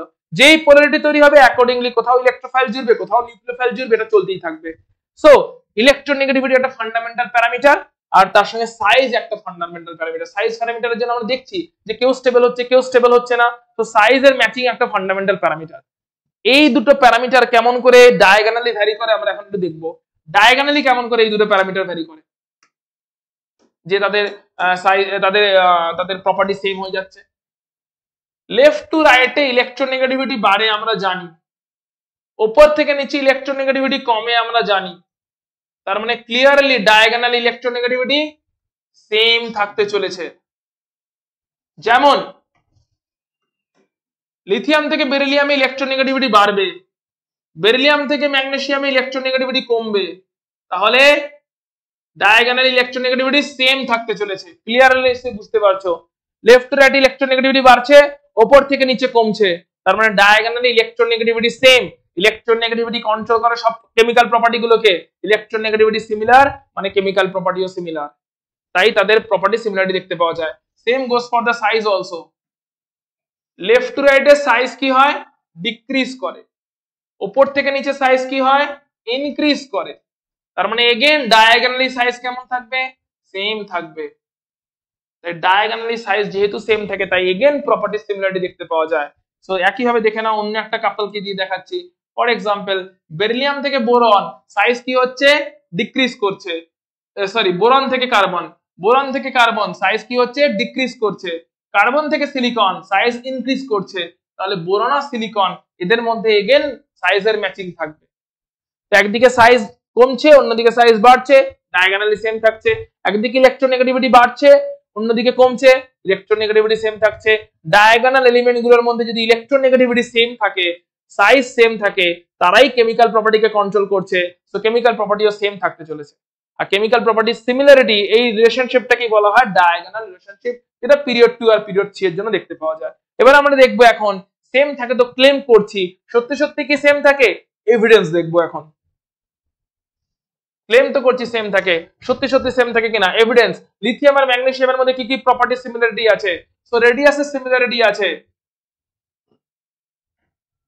রেডিয়াসের সিমিলারিটি আছে। প্রথমেই দেখে নাও, lithium plus 76 picometre, Mg2 plus 72 picometre. So রেডিয়াসের সিমিলারিটি আছে, ফার্স্ট পয়েন্ট। ইলেকট্রোনেগেটিভিটির ভ্যালুতে সিমিলারিটি আছে, রেডিয়াসের সিমিলারিটি আছে, ইলেকট্রোনেগেটিভিটির ভ্যালুতে সিমিলারিটি আছে। হার্ডনেসের সিমিলারিটি আছে, দুজনেই হার্ড মেটাল, ঠিক আছে। তারপরে হচ্ছে দুজনেই উইক বেস, LiOH ও উইক বেস, MgOH2 ও উইক বেস। সো দুজনেই উইক বেস তৈরি করে, দুজনেই নাইট্রোজেনের সঙ্গে রিঅ্যাক্ট করে যে নাইট্রাইট তৈরি করে। লিথিয়ামটা তো আগেই দেখেছিলাম, ম্যাগনেসিয়ামও সেম কাজ করে। লিথিয়াম ও নাইট্রোজেনের সঙ্গে হিট করলে লিথিয়াম নাইট্রেট তৈরি করে, ম্যাগনেসিয়াম ও নাইট্রেটের সঙ্গে হিট করলে, নাইট্রেটের সঙ্গে হিট করলে ম্যাগনেসিয়াম নাইট্রেট তৈরি করে। সেম সেম তৈরি করে, দুজনেই অক্সাইড তৈরি করে, এন্ড কোনো সুপার অক্সাইড পারঅক্সাইড তৈরি করে না। লিথিয়াম অনলি মনোক্সাইড তৈরি করে, ম্যাগনেসিয়াম অনলি মনোক্সাইড তৈরি করে। No super oxide, no peroxide তৈরি করে না। লিথিয়াম হাইড্রোক্সাইড কেও হিট করলে লিথিয়াম অক্সাইড আর ওয়াটারে ডিকম্পোজ করে যায়। ম্যাগনেসিয়াম হাইড্রোক্সাইড কেও হিট করলে ম্যাগনেসিয়াম অক্সাইড আর তোমার ওয়াটারে ডিকম্পোজ করে যায়। Same goes for the carbonate also. Lithium কার্বনেটকে হিট করলে লিথিয়াম অক্সাইড আর কার্বন ডাই অক্সাইড তৈরি করে, একটু আগেই পড়েছি। সিমিলারলি ম্যাগনেসিয়াম কার্বনেটকে হিট করলে magnesium oxide carbon dioxide তৈরি হয়, একটু আগেই পড়েছি। হাইড্রেটেড সল্ট, লিথিয়ামও হাইড্রেটেড সল্ট তৈরি করে, LiCl.2H2O, LiCl.2H2O হাইড্রেটেড সল্ট তৈরি করে। ম্যাগনেসিয়ামও হাইড্রেটেড সল্ট তৈরি করে, MgCl2.8H2O, MgCl2.8H2O মানে ওয়াটার অফ ক্রিস্টালাইজেশনকে হোল্ড করতে পারে এরা। সো একজন এটাও হাইড্রেটেড সল্ট তৈরি করে, ওটাও হাইড্রেটেড সল্ট তৈরি করে, সেম ওয়েতে। So this are and nitrate, লাস্টেরটা দেখছি নাইট্রেট। নাইট্রেটকে হিট করলে নাইট্রোজেন ডাই অক্সাইড অক্সিজেন তৈরি হচ্ছিল, তো দুজনের জন্যই তৈরি হয়। লিথিয়াম নাইট্রেটকে হিট করলে নাইট্রোজেন ডাই অক্সাইড অক্সিজেন তৈরি হয়, ম্যাগনেসিয়াম নাইট্রেটকে হিট করলে নাইট্রোজেন ডাই অক্সাইড আর অক্সিজেন তৈরি হয়, সঙ্গে অক্সাইড সল্ট তৈরি হয়। লিথিয়াম অক্সাইড তৈরি হয়, ম্যাগনেসিয়াম অক্সাইড তৈরি হয়। তাহলে লিথিয়াম নাইট্রেট, সেখান থেকে lithium oxide, nitrogen dioxide oxygen, magnesium nitrate, সেখান থেকে magnesium oxide, nitrogen die oxide, nitrogen dioxide oxygen. So same ওয়েতে এরা রিঅ্যাকশন করছে। বাকি গ্রুপ এদের ভার্মে যায়, বাকি গ্রুপের এলিমেন্টরা যেমন ভাবেই অন্যরকম ডিফারেন্ট ওয়েতে রিঅ্যাকশন করছে, বাট এরা সেম ওয়েতে রিঅ্যাকশন করছে। অবশ্যই আমি ক্লাস নোটটা পাঠিয়ে তো দেবই, তো সেই ক্লাস নোটে এই ডিটেল গুলো ভালো করে ফলো রাখবে যে কি কি সিমিলারিটি প্যারামিটার আছে। কারণ এগুলো প্রচুর হেল্প করবে তোমাকে এমসিকিউ সলভ করতে। এই ইনফরমেশন গুলো, এই 5 এর ক্যারেক্টারিস্টিক্স গুলো, কে হাইড্রেটেড সল্ট তৈরি করে, 4টে অপশন দিয়ে দেবে, লিথিয়াম, ম্যাগনেসিয়াম, বেরিলিয়াম, আর একটা কিছু দিয়ে দিল যে ফলোইং গুলোর মধ্যে কে হাইড্রেটেড সল্ট তৈরি করে না, লিথিয়াম, ম্যাগনেসিয়াম, বেরিলিয়াম, আর দিয়ে দিল ধরো সোডিয়াম। তোমাকে বলতে হবে সোডিয়াম তৈরি করে না, লিথিয়ামও তৈরি করে, বেরিলিয়ামও তৈরি করে, ম্যাগনেসিয়ামও তৈরি করে। লিথিয়াম বেরিলিয়াম তো গ্রুপ 2 এর এমনি তৈরি করবে, ওদের 5 এসে ওরা এমনি তৈরি করবে। আবার লিথিয়ামের সঙ্গে ম্যাগনেসিয়ামের প্রপার্টি সিমিলারিটি আছে বিকজ অফ ডায়াগোনাল রিলেশনশিপ, তো সেই জন্য ও তৈরি হবে, ও তৈরি করবে। তো লিথিয়ামও তৈরি করবে, বেরিলিয়ামও তৈরি করবে, ম্যাগনেসিয়ামও তৈরি করবে, সোডিয়াম হয়তো তৈরি করবে না। সো অপশনসটা জেনে তুমি আনসার তখনই করতে পারবে যখন তোমার মাথায় ইনফরমেশনস গুলো উইথ লজিক বসে থাকবে। So clearly this are the application. সিলেবাসে নেই চ্যাপ্টারটা, তারপরে আমরা স্টাডি একটাই কারণে করছি। এন্ড আরো একটা প্যারামিটার, লিথিয়ামের কম্পাউন্ড কোভ্যালেন্ট হয়, বেরিলিয়ামের কম্পাউন্ডও কোভ্যালেন্ট হয়, তার মানে ম্যাগনেসিয়ামের কম্পাউন্ডও কোভ্যালেন্সি দেখাতে চলেছে, কারণ ডায়াগোনাল রিলেশনশিপের থ্রু দিয়ে ওদের মধ্যে প্রপার্টি সিমিলারিটি আছে। কোভ্যালেন্সি দেখায় বলেই ম্যাগনেসিয়াম হাইড্রোক্সাইড উইক বেস বলছি। ওপর থেকে নিচে আমরা কি বলেছি, বেসিসিটি বাড়ে। ওপর থেকে নিচে অলরেডি এগুলো স্টাডি করে ফেলেছি, মনে করে দেখো। ওপর থেকে নিচে বেসিসিটি বাড়ে কারণ OH মাইনাস বেরিয়ে যাওয়ার টেন্ডেন্সি বাড়ে। কারণ OH মাইনাসটা কেন বেরিয়ে যায় নিচের দিকে, উপরের দিকে বেরোতে চায় না, কারণ উপরের দিকে কোভ্যালেন্সি থাকে। OH মাইনাস আয়ন হিসেবে বেরোতে পারবে না, উপরের দিকে কোভ্যালেন্সি এক্সিস্ট করছে। Lithium hydroxide, magnesium hydroxide, beryllium hydroxide, ওরা কোভ্যালেন্সি এক্সিস্ট করছে ওখানে, কারণ উপরের দিকে চার্জ ডেনসিটি বেশি, ফাই বেশি, রেডিয়াস কম। উপরের দিকে রেডিয়াস কম, রেডিয়াস কম হওয়ার জন্য ডেনসিটি বেশি, চার্জের ডেনসিটি বেশি, আয়নিক পটেনশিয়াল বেশি, ফাই বেশি, তো কোভ্যালেন্সি বেশি। আর কোভ্যালেন্সি বেশি হওয়া মানেটা কি, কোভ্যালেন্সি বেশি মানে OH মাইনাস তো এক্সিস্টই করছে না সেরকম। আয়ন্স এক্সিস্ট করবে তবে না আয়নিক নেচার আসবে, কোভ্যালেন্সি মানে সেখানে আয়ন্সের এক্সিস্টেন্সই নেই। তাই এরা উইক বেস, এখান থেকে OH মাইনাস ইজিলি বেরোবে না। OH মাইনাস হয়তো এক্সিস্টই করছে না ভালোভাবে, হয়তো পার্শিয়াল চার্জ নিয়ে এক্সিস্ট করছে, ফুল OH মাইনাস এক্সিস্ট করছে না। এক্সিস্ট যদি না করে OH মাইনাস থোড়ি না বেরোবে, OH মাইনাস যদি না বাড়ে বেসিসিটি কি করে হবে। তাই lithium hydroxide week base, magnesium hydroxide week base, because এই হাইড্রোক্সাইড গুলোর মধ্যে কোভ্যালেন্ট নেচার এক্সিস্ট করে যাচ্ছে। আমরা তখন কোভ্যালেন্সি দিয়ে স্টাডি করিনি, আমরা ম্যাচিং অফ সাইজ দিয়ে স্টাডি করেছিলাম যখন আমরা এগুলো নিয়ে স্টাডি করেছিলাম। বাট একই যেভাবে স্টাডি করি না কেন, সেম জিনিসই, সেম কনক্লুশনে এসে পৌঁছবো। বেরিলিয়াম, অ্যালুমিনিয়াম, এদের মধ্যে সিমিলারিটি আছে, যদিও বা beryllium S block, aluminium P block, কিন্তু সিমিলারিটি পয়েন্ট, ডায়াগোনাল রিলেশনশিপ যেহেতু আছে, সো সিমিলারিটি পয়েন্ট গুলো আমরা দেখছি। বেরিলিয়াম এবং অ্যালুমিনিয়াম এদের মধ্যে কি কি সিমিলারিটি পয়েন্ট আছে সেটা আমরা এখন একটু দেখে নিচ্ছি। সো একই রকম ভাবে এদের আয়ন্স এর রেডিয়াসে সিমিলারিটি আছে, ঠিক আছে, এদের ইলেকট্রোনেগেটিভিটির ভ্যালুতে সিমিলারিটি আছে, চার্জ বাই রেডিয়াস এই রেশিওটাতে সিমিলারিটি আছে, বেরিলিয়াম অ্যালুমিনিয়াম দুজনের রেশিওতে সিমিলারিটি আছে। সিমিলার ওয়েতে এরা দুজনেই কোভ্যালেন্ট কম্পাউন্ড তৈরি করে। তুমি বলবে স্যার অ্যালুমিনিয়াম তো অনেকটা নিচে নেমে যাচ্ছে, অ্যালুমিনিয়াম তো থার্ড পিরিয়ডে চলে আসছে, থার্ড পিরিয়ডের রেডিয়াস কম, এটা মানতে অসুবিধা হচ্ছে, ঠিক আছে, ফার্স্ট সেকেন্ড পিরিয়ডের জন্য মানতে পারি। থার্ড পিরিয়ডের রেডিয়াস কম না, রেডিয়াস কমের জন্য এখানে নয়, বাট অ্যালুমিনিয়ামের চার্জ অনেক বেশি, অ্যালুমিনিয়াম 3+ অবধি যেতে পারে। চার্জ বেশি বলে এখানে চার্জ ডেনসিটি বেড়ে যাচ্ছে, কারণ ফাই ইজ ইকুয়াল টু ছিল চার্জ বাই রেডিয়াস। মনে করে দেখো, চার্জ বাই রেডিয়াস, যার ফাই বেশি তার কোভ্যালেন্সি বেশি। বেরিলিয়াম 2+ এর ফাই বেশি, তার কারণ ও চার্জটা 2+, একটু কমের দিকে, বাট ওর রেডিয়াসও অনেক কম, তো রেডিয়াস কম তো ফাই বেড়ে যায় বেরিলিয়াম 2+ এর জন্য। অ্যালুমিনিয়াম 3+, অ্যালুমিনিয়াম 3+ এ কি হয়, চার্জটাই 3+, হাই চার্জ তো হাই ফাই, চার্জ বেশি তো ফাইও বেশি, তাই ওখানেও কোহেরেন্সি ইন্ট্রোডিউসড হয়ে যায়, কারণ রেডিয়াস কম হয়ে ফাই বেশি হোক বা চার্জ বেশি হয়ে ফাই বেশি হোক। লিথিয়ামের যেমন প্লাস চার্জ, চার্জ তো নেই সেরকম, অনলি +1 চার্জ, কিন্তু রেডিয়াস খুবই কম, তো রেডিয়াস এতটাই কম যে ফাই হাই হয়ে যাচ্ছে। তাই চার্জ বেশি হয়ে ফাইটা হাই হোক বা রেডিয়াস কম হয়ে ফাইটা হাই হোক, ফাই হাই মানে কোভ্যালেন্সি বেশি হতে চলেছে। তাই অ্যালুমিনিয়ামের কম্পাউন্ড গুলো কোভ্যালেন্ট হবে। তোমাকে অপশন দিল lithium chloride, magnesium chloride, aluminium chloride, sodium chloride, কে কোভ্যালেন্ট নয় বা কে বেশি আয়নিক? ক্লিয়ারলি সোডিয়াম ক্লোরাইড বেশি আয়নিক, কারণ lithium chloride high phi covalency আছে, beryllium chloride high phi covalency আছে, aluminium chloride high phi covalency আছে, সোডিয়াম ক্লোরাইডের লো ফাই কোভ্যালেন্সি নেই। একে তো +1 চার্জ Na+, তার উপর আবার থার্ড পিরিয়ডের এলিমেন্ট, মানে সাইজ অনেকটাই বেড়েছে।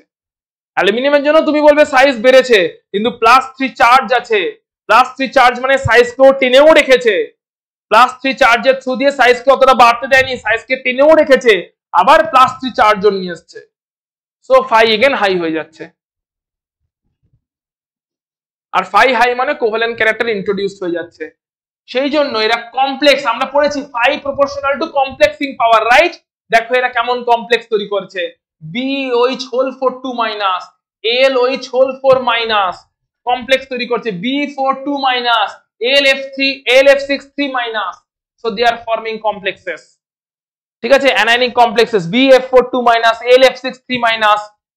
নরমালি হওয়ার কথা কি AlF3 হওয়ার কথা, AlF3 অ্যালুমিনিয়ামের +3 চার্জ, তাই AlF3 হওয়ার কথা, কিন্তু হচ্ছে AlF6 3 মাইনাস। আরো তিনটা ফ্লুরিনের সঙ্গে কম্বাইন করে যাচ্ছে, এক্সট্রা তিনটা ফ্লুরিনের সঙ্গে কম্বাইন করে যাচ্ছে F মাইনাস এর সঙ্গে, দিয়ে AlF6 3 minus, BF42 minus, BOH whole 4 2 minus, LOH whole 4 minus. So complex compound তৈরি করা শুরু করে দিচ্ছে, এন্ড ক্লিয়ারলি হাইড্রেটেড সল্টও তৈরি করবে, এই সবই থাকবে। তারপরে দেখো এদের অক্সাইড গুলো অ্যামফোটেরিক, ভেরি ইম্পর্টেন্ট পয়েন্ট। অ্যামফোটেরিক মানে এদের অক্সাইড গুলো অ্যাসিডের সঙ্গে রিঅ্যাক্ট করতে পারে, বেসের সঙ্গে রিঅ্যাক্ট করতে পারে। যেরকম বেরিলিয়াম অক্সাইড অ্যাসিড বেস দুজনের সঙ্গে রিঅ্যাক্ট করে, অ্যালুমিনিয়াম অক্সাইড অ্যাসিড বেস দুজনের সঙ্গে রিঅ্যাক্ট করে। সো দে আর অ্যামফোটেরিক অক্সাইডস, দুজনের সঙ্গে বিএফ করতে পারে। এদের কার্বাইড গুলো হাইড্রোলাইসিস হয়ে গেলে মিথেন তৈরি করে। Carbide, beryllium carbide, aluminium carbide, carbon যখন অ্যানায়ন তখন কার্বাইড তৈরি হয়, কার্বন যদি অ্যানায়ন হয় তখন কার্বাইড হয়। So beryllium carbide, aluminium carbide এরা কিনা মিথেন তৈরি করতে পারে হাইড্রোলাইসিস হয়ে গিয়ে। ভেরি ইম্পর্টেন্ট এরিয়া এই জায়গাটা। বেরিলিয়াম ক্লোরাইড, অ্যালুমিনিয়াম ক্লোরাইড এরা একলা একলা মলিকুল গুলো এক্সিস্ট করে না, ডাইমার বা পলিমার তৈরি করে এক্সিস্ট করে। ক্লিয়ারলি দেখো, এটা হচ্ছে বেরিলিয়াম ক্লোরাইডের একটা মলিকুল, এটা বেরিলিয়াম ক্লোরাইডের সেকেন্ড মলিকুল, এবং এইখানে মাঝখানে একটা ব্রিজ বন্ড তৈরি হয়েছে। This is the bridge bond. এই ব্রিজ বন্ডটাকে বলে ব্যানানা বন্ড। এই ব্রিজ বন্ড তৈরি হয়েছে BCl-B উপরের দিকে একটা, নিচের দিকে একটা ব্রিজ বন্ড তৈরি হয়েছে। আগে ব্রিজ বন্ডটা শো করে দিচ্ছি, তারপর এটা দেখাচ্ছি। So this is a bridge bond, this is a bridge bond. এর মধ্যে এইটা ছিল একটা বেরিলিয়াম ক্লোরাইড, একটাই বেরিলিয়াম ক্লোরাইড, এইটা ছিল অন্য বেরিলিয়াম ক্লোরাইড। সো দুটো সেপারেট সেপারেট বেরিলিয়াম ক্লোরাইড ছিল, কিন্তু ওদের মাঝখানে তৈরি হচ্ছে ব্রিজ বন্ড। এই ব্রিজ বন্ডের BeCl-Be এইখানে এটা হচ্ছে 3 সেন্টার 2 ইলেকট্রন বন্ড, তিনটে অ্যাটম যার মধ্যে দুটোই ইলেকট্রন আছে। তিনটে অ্যাটম কারা? দেখো এদের স্ট্রাকচারটা ডিটেইলটা দেখাচ্ছি। এইটা একটা বেরিলিয়াম ক্লোরাইড,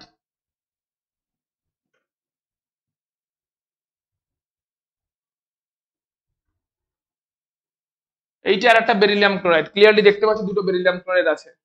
এবার এই দুটো বেরিলিয়াম ক্লোরাইডের সিচুয়েশন দেখো, ভালো করে দেখবে। বেরিলিয়াম ক্লোরাইড ইলেকট্রন ডেফিসিয়েন্সি আছে, অক্টেট ডেফিসিয়েন্সি আছে। কেমন করে আছে? বেরিলিয়ামের গ্রাউন্ড স্টেট 2s2 2p0, বেরিলিয়ামের গ্রাউন্ড স্টেট। বন্ড এক্সপ্যানশন হবে, বেরিলিয়াম যাবে এক্সাইটেড স্টেটে, 2s1 2p1। আনপেয়ার্ড ইলেকট্রন কটা তৈরি হলো? বেরিলিয়াম যখন এক্সাইটেড স্টেটে গেল, বন্ড এক্সপ্যানশন হলো, তাহলে একটা আনপেয়ার্ডে দুটো আনপেয়ার্ড ইলেকট্রন তৈরি হলো। দুটো আনপেয়ার্ড ইলেকট্রনের সঙ্গে এখন দুটো ক্লোরিন এসছে। ক্লোরিনের আমরা জানি আনপেয়ার্ড ইলেকট্রন আছে, কারণ ক্লোরিনের কনফিগারেশন হচ্ছে 3s2 3p5, 3s2 3p5 chlorine, 3s2 3p5। So clearly এই ইলেকট্রনটা আনপেয়ার্ড ইলেকট্রন, আনপেয়ার্ড ইলেকট্রন ক্লোরিনের কাছে আছে। সো দুটো আনপেয়ার্ড ইলেকট্রন এসেছে, তার জন্য দুটো BeCl বন্ড তৈরি হয়েছে, দুটো BeCl বন্ড তৈরি হয়েছে। এই দুটো কি? এই দুটো তাহলে খালি অরবিটাল আছে, ভ্যাকেন্ট, এবং এর অক্টেট ফুলফিল হয়নি। দেখতেই পাচ্ছি মাত্র দুটো ইলেকট্রন পেয়ার, এই একটা ইলেকট্রন পেয়ার বন্ড পেয়ার, এই আর একটা বন্ড পেয়ার, দুটোই মাত্র বন্ড পেয়ার হয়েছে। আর দুটো বন্ড পেয়ার মানে ক্লিয়ারলি অক্টেট ফুলফিল হয়নি, মাত্র চারটেই ভ্যালেন্স ইলেকট্রন আছে। বেরিলিয়ামের কাছে মাত্র চারটেই ভ্যালেন্স ইলেকট্রন আছে, এই একটা দুটো ভ্যালেন্স ইলেকট্রন, এই দুটো ভ্যালেন্স ইলেকট্রন, মাত্র চারটেই ভ্যালেন্স ইলেকট্রন আছে। তাহলে যদি মাত্র চারটে ভ্যালেন্স ইলেকট্রন থাকে, অক্টেট না থাকে, অক্টেট ডেফিসিয়েন্সি আছে। অক্টেট ডেফিসিয়েন্সি মানে অরবিটাল খালি পড়ে আছে। তাই অক্টেট নেওয়ার জন্য, অক্টেট পাওয়ার জন্য, অক্টেট ডেফিসিয়েন্সিকে ফুলফিল করার জন্য একটা বেরিলিয়ামের যে ক্লোরিন গুলো আছে যাদের কাছে কিনা লোন পেয়ার আছে, তারা ওই লোন পেয়ারটা থ্রু দিয়ে, ঠিক আছে, একটা বেরিলিয়াম ক্লোরাইডের লোন পেয়ারটা অন্য বেরিলিয়াম ক্লোরাইডের বেরিলিয়ামের এই খালি অরবিটালে কোঅর্ডিনেশন বন্ড তৈরি করে, ডোনেশন করে ইলেকট্রন। ঠিক আছে, একটা বেরিলিয়াম ক্লোরাইডের ক্লোরিনের লোন পেয়ার গুলো অন্য বেরিলিয়াম ক্লোরাইডের বেরিলিয়ামের কাছে, বেরিলিয়ামের যে ভ্যাকেন্ট অরবিটাল আছে সেই ভ্যাকেন্ট অরবিটালের সঙ্গে বন্ড তৈরি করে। এটাকে বলে কোঅর্ডিনেট বন্ড, যেখানে ক্লোরিন তার লোন পেয়ারটা ডোনেট করছে কোথায়? বেরিলিয়ামের ভ্যাকেন্ট অরবিটালে। কোন ক্লোরিন? একটা বেরিলিয়াম ক্লোরাইডের ক্লোরিন। কোন বেরিলিয়াম? অন্য বেরিলিয়াম ক্লোরাইডের বেরিলিয়াম। তাহলে ফার্স্ট বেরিলিয়াম ক্লোরাইডের ক্লোরিন সেকেন্ড বেরিলিয়াম ক্লোরাইডের বেরিলিয়ামের মধ্যে একটা বন্ড তৈরি করার চেষ্টা করলো with the help of the lone pair. সেম জিনিসটা তখন ওই বেরিলিয়াম ক্লোরাইডও করে। সেকেন্ড বেরিলিয়াম ক্লোরাইডের ক্লোরিন সেও আবার একটা ডোনেশন করে ফার্স্ট বেরিলিয়ামেরও ভ্যাকেন্ট অরবিটালে, কারণ ফার্স্ট বেরিলিয়ামের কাছেও তো ভ্যাকেন্ট অরবিটাল আছে একই রকম ভাবে। তাহলে মিউচুয়ালি কিরকম আন্ডারস্ট্যান্ডিং তৈরি করলো দেখো, ফার্স্ট বেরিলিয়াম ক্লোরাইডের ক্লোরিনটা তার লোন পেয়ারকে ডোনেট করলো vacant orbital of the second beryllium, আবার সেকেন্ড বেরিলিয়াম ক্লোরাইডের ক্লোরিনটা তার লোন পেয়ারকে ডোনেট করলো in the vacant orbital of the first beryllium. এর ফলে এই রিজিয়নটা ভালো করে খেয়াল করবে, এই রিজিয়নে মোট কটা ইলেকট্রন এলো? এই রিজিয়নে তিনটে সেন্টার দেখতে পাচ্ছি, বেরিলিয়াম, ক্লোরিন, বেরিলিয়াম, তিনটে সেন্টার, কিন্তু তিনটে সেন্টারে মেনলি দুটো ইলেকট্রন থাকছে, সেটা হচ্ছে এই বন্ড পেয়ারটাই থাকছে। এইটা তো বন্ড পেয়ার হিসেবে আসছে না, এটা তো তোমার লোন পেয়ার, তাই না? তার মানে এইরকম একটা ব্যানানা বন্ড তৈরি হচ্ছে বেরিলিয়াম ক্লোরাইডে, ব্যানানা শেপের একটা ওভারল্যাপ তৈরি হচ্ছে, এটাকে বলছে ব্যানানা বন্ড।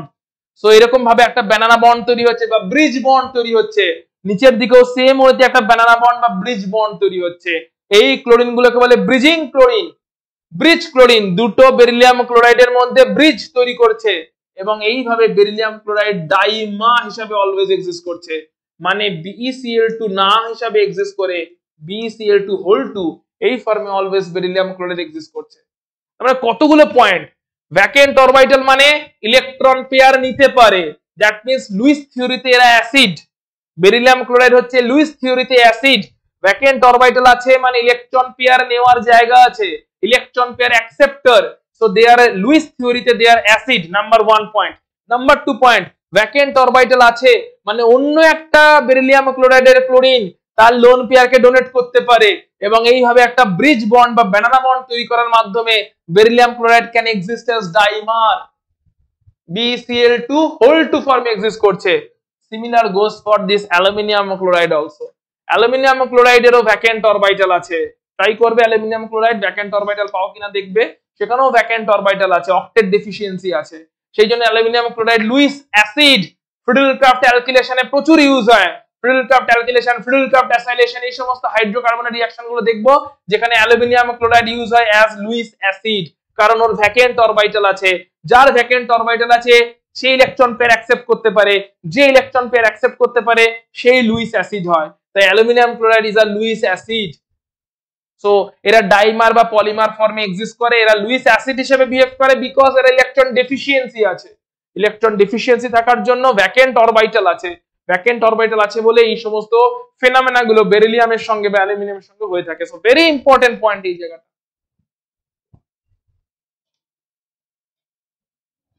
আচ্ছা, সো আমরা জেনারেল ট্রেন্ডের ব্যাপারটা দেখলাম। এইটা হয়তো একটু ক্যামেরাতে দেখতে একটু অসুবিধা হতে পারে, ক্লাস নোট পাঠিয়ে দেবো, এটা অতটা ইম্পর্টেন্ট নয়। এখানে রক্স গুলোর নাম লেখা আছে, ওর গুলোর নাম লেখা আছে।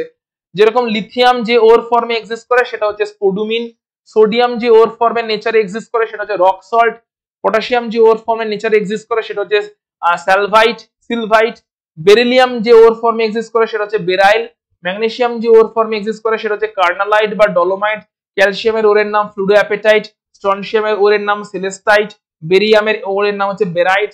সো ওরগুলোর নামগুলো লেখা আছে, এটা বইতেও পেয়ে যাবে, এখানেও লিখে দিয়েছি ওরগুলোর নাম লেখা আছে। এটা অতটা ইম্পর্টেন্ট নয় এমসিকিউ এর জন্য, কারণ চ্যাপ্টারটা যেহেতু সিলেবাসে নেই, ঠিক আছে, অতটা ইম্পর্টেন্ট নয় এটা, ওরের নাম থেকে কোশ্চেন্স আসে না। সো এগেন ফার্দার যেখান থেকে কোশ্চেন্স আসতে চলেছে দ্যাট ইজ আমাদের বিভিন্ন রকমের ট্রেন্ড, পিরিয়ড টেবিলের বিভিন্ন রকম ট্রেন্ড কেমন, এদের কি থাকে। So oxidation number and valency clearly আমরা অলরেডি জানি যে গ্রুপ 1 মানে NS1, তাহলে ভ্যালেন্সি বা অক্সিডেশন নাম্বার কত +1, কারণ একটা ইলেকট্রনকে লস করবে অক্টেট পাবে। গ্রুপ 2 মানে NS2, তার মানে এদের অক্সিডেশন নাম্বার বা ভ্যালেন্সি কত +2, দুটি ইলেকট্রনকে লস করবে অক্টেট পাবে। ক্লিয়ার? তাহলে একটা ইলেকট্রনকে লস করলে অক্টেট পাচ্ছে +1 ভ্যালেন্সি গ্রুপ 1, দুটি ইলেকট্রনকে লস করলে অক্টেট পাচ্ছে +2 ভ্যালেন্সি গ্রুপ 2। তার একটা করে एग्जांपल দিয়েছি, এখানে +1 ভ্যালেন্সি দেখা যাচ্ছে, এখানে +2 ভ্যালেন্সি দেখা যাচ্ছে। তো ভ্যালেন্সি এগুলো জানো, অলরেডি স্টাডি করে ফেলেছি আমরা এই ব্যাপারগুলো। ক্লিয়ারলি এগুলো কেমিক্যাল বন্ডিং এবং তার সঙ্গে পিরিয়ড টেবিলের অ্যাপ্লিকেশনস চলছে। অ্যাটমিক রেডিয়াস বলার কিছু নেই, বলো লেফট যদি এস ব্লকের জন্য আছে, এস ব্লকে গ্রুপ 1 আছে গ্রুপ 2 আছে, উপর থেকে নিচে অ্যাটমিক রেডিয়াস কি হয় বাড়ে, আয়নিক রেডিয়াস কি হবে বাড়বে, তারপরে তো চার্জ ডেনসিটি আয়নিক পোটেনশিয়াল এই সমস্ত কিছু স্টাডি করছি। তো সেই পয়েন্টটাই ক্লিয়ারলি লেখা আছে যে উপর থেকে নিচে অ্যাটমিক রেডিয়াস বা আয়নিক রেডিয়াস বাড়তে থাকে, তার মানে alkali metals have the largest atomic radius.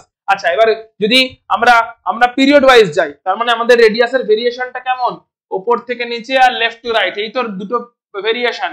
Radius এদিক থেকে লেফট টু রাইটে কি হয় কমে, আর রেডিয়াস উপর থেকে নিচে কি হয় বাড়ে। তাহলে একটা পিরিয়ড ওয়াইজ যদি যাই, গ্রুপ 1 থেকে স্টার্ট করে গ্রুপ 18 অবধি যদি যাই, তাহলে গ্রুপ 1 এ আছে অ্যালকালি মেটাল, গ্রুপ 1 এ গুলো হচ্ছে alkali metal, lithium, sodium, potassium, rubidium, caesium, francium, so they are alkali metal. Alkali metal গুলো পুরো পিরিয়ড এর মধ্যে সবথেকে লার্জেস্ট সাইজ, কারণ লেফট টু রাইটে সাইজ কমছে, তাই অ্যালকালি মেটাল গুলোর সাইজ হচ্ছে লার্জেস্ট, এটাই লেখা আছে। অ্যালকালি মেটাল গ্রুপ 1 মেটাল, তাদের সাইজ হচ্ছে লার্জেস্ট, কারণ তারা সবথেকে লেফটে আছে, লেফটে সাইজ বেশি, রাইটে আস্তে আস্তে সাইজ কমছে, তাই লেফটের দিকে আছে অ্যালকালি মেটাল, তাদের সাইজ হচ্ছে লার্জেস্ট। এদের মধ্যে আবার লার্জ কে, যে একদম সবার নিচে আছে সে হচ্ছে সবথেকে লার্জ, কারণ উপর থেকে নিচে আবার সাইজটা বেড়ে যায়। তাহলে এমনি অ্যালকালি মেটাল গুলো পুরো পিরিয়ডের মধ্যে লার্জেস্ট, ওদিকে সাইজ কমে যায়, লেফটের দিকে সাইজ বেশি থাকে, তো লেফটের দিকে হচ্ছে সাইজ বেশি, তো লার্জেস্ট। ওই লার্জেস্ট গুলোর মধ্যে আবার যে নিচে আছে সে হচ্ছে লার্জেস্ট এর মধ্যে লার্জেস্ট, কারণ নিচে আবার সাইজ বাড়ছে। So this is the simple variation, period টেবিলে অলরেডি পড়েছি। নেক্সট হচ্ছে আয়নাইজেশন এনার্জি, বলছে second ionisation energy of alkali metals are very high. Obviously হবে, কারণ সেকেন্ড আয়নাইজেশন এনার্জি মানে কি, যে কোনো একটা অ্যালকালি মেটাল ট্রাই করে নি, সোডিয়াম, সোডিয়ামের configuration 1s2 2s2 2p6 3s1, তাহলে প্রথম আয়নাইজেশন এনার্জি যখন সাপ্লাই দিচ্ছি কোন ইলেকট্রনটা আউট হচ্ছে 3s1 আউট হচ্ছে। এটা আউট হওয়া ইজি, কারণ একটা ইলেকট্রন আউট হয়ে গেলে অক্টেট পেয়ে যাবে, সো আউট ইজিলি হয়ে যাবে, মানে অল্প এনার্জি সাপ্লাই দিতে হবে, কারণ এখানে অক্টেট পেয়ে গেছে, অল্প এনার্জি সাপ্লাই দিতে হবে, অক্টেট পেয়ে গেছে। আমরা বর্ন এবার সাইকেল করার সময় এটা স্টাডি করেছিলাম। এরপরে Na2+ তৈরি হওয়া ডিফিকাল্ট, Na2+ তৈরি হওয়া মানে এখন 2p6 থেকে ইলেকট্রনকে আউট হতে হবে, NS2+ তৈরি হওয়া মানে 2p6 থেকে ইলেকট্রনকে আউট হতে হবে, দিয়ে হতে হবে 1s2 2s2 2p5। Clearly octet break হচ্ছে, অক্টেট ব্রোকেন, অক্টেট ব্রেক হয়ে যাচ্ছে বস, তো হবেই না, তাই আয়নাইজেশন এনার্জি 2 এর ভ্যালু অনেক বেশি হতে চলেছে, কারণ অক্টেট ব্রেক করে তো ইলেকট্রন ব্রেক বেরোবে না, অক্টেট কে ব্রেক করে দিয়ে ইলেকট্রন কখনোই বেরোবে না, তাই অক্টেট মেইনটেইন থাকবে, সেই অবধি আয়নাইজেশন এনার্জির ভ্যালু কম, কিন্তু তারপরে অক্টেট কে ব্রেক করে আরো একটা ইলেকট্রনকে বার করব, তাতে প্রচুর এনার্জি দিতে হবে, সেই জন্য এর ভ্যালু সেকেন্ড আয়নাইজেশন এনার্জি সবসময় এদের ভ্যালুটা বেশি হয়। ফার্স্ট আয়নাইজেশন এনার্জি ভ্যালু কম হয়, ইজিলি ইলেকট্রনটা বেরিয়ে যায়, সেকেন্ডের ভ্যালু অনেক বেশি হয়।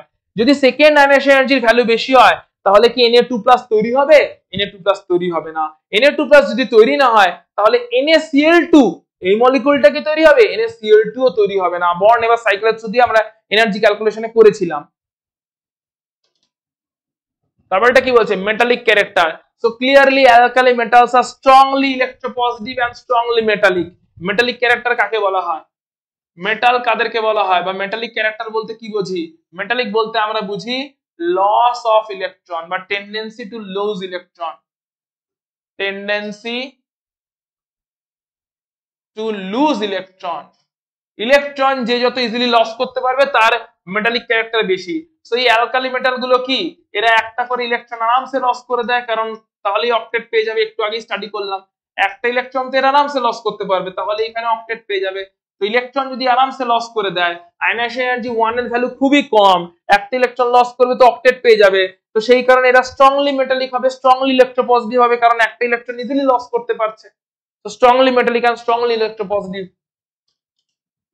আচ্ছা, এটা একটা নতুন এরিয়া যেটা হচ্ছে ফ্লেমে কালার দেয়। ঠিক আছে, অ্যালকালি মেটাল গুলো সবগুলি ফ্লেম টেস্ট করলে কালার দেয়। ফ্লেম টেস্টটা করে কেমন করে, একটু হয়তো ল্যাবরেটরিতে করেছো বা আমরা একটু স্টাডি করে নিচ্ছি, হয়তো কোন একটা অ্যালকালি মেটালের সল্ট নিয়েছো, বাড়িতেও ট্রাই করতে পারো। আমি বাড়িতে কিভাবে ট্রাই করবে সেটা লাস্টে বলছি, এমনিতে প্রথমে ল্যাবরেটরিতে কি করে করা হয় সেটা বলে দিচ্ছি।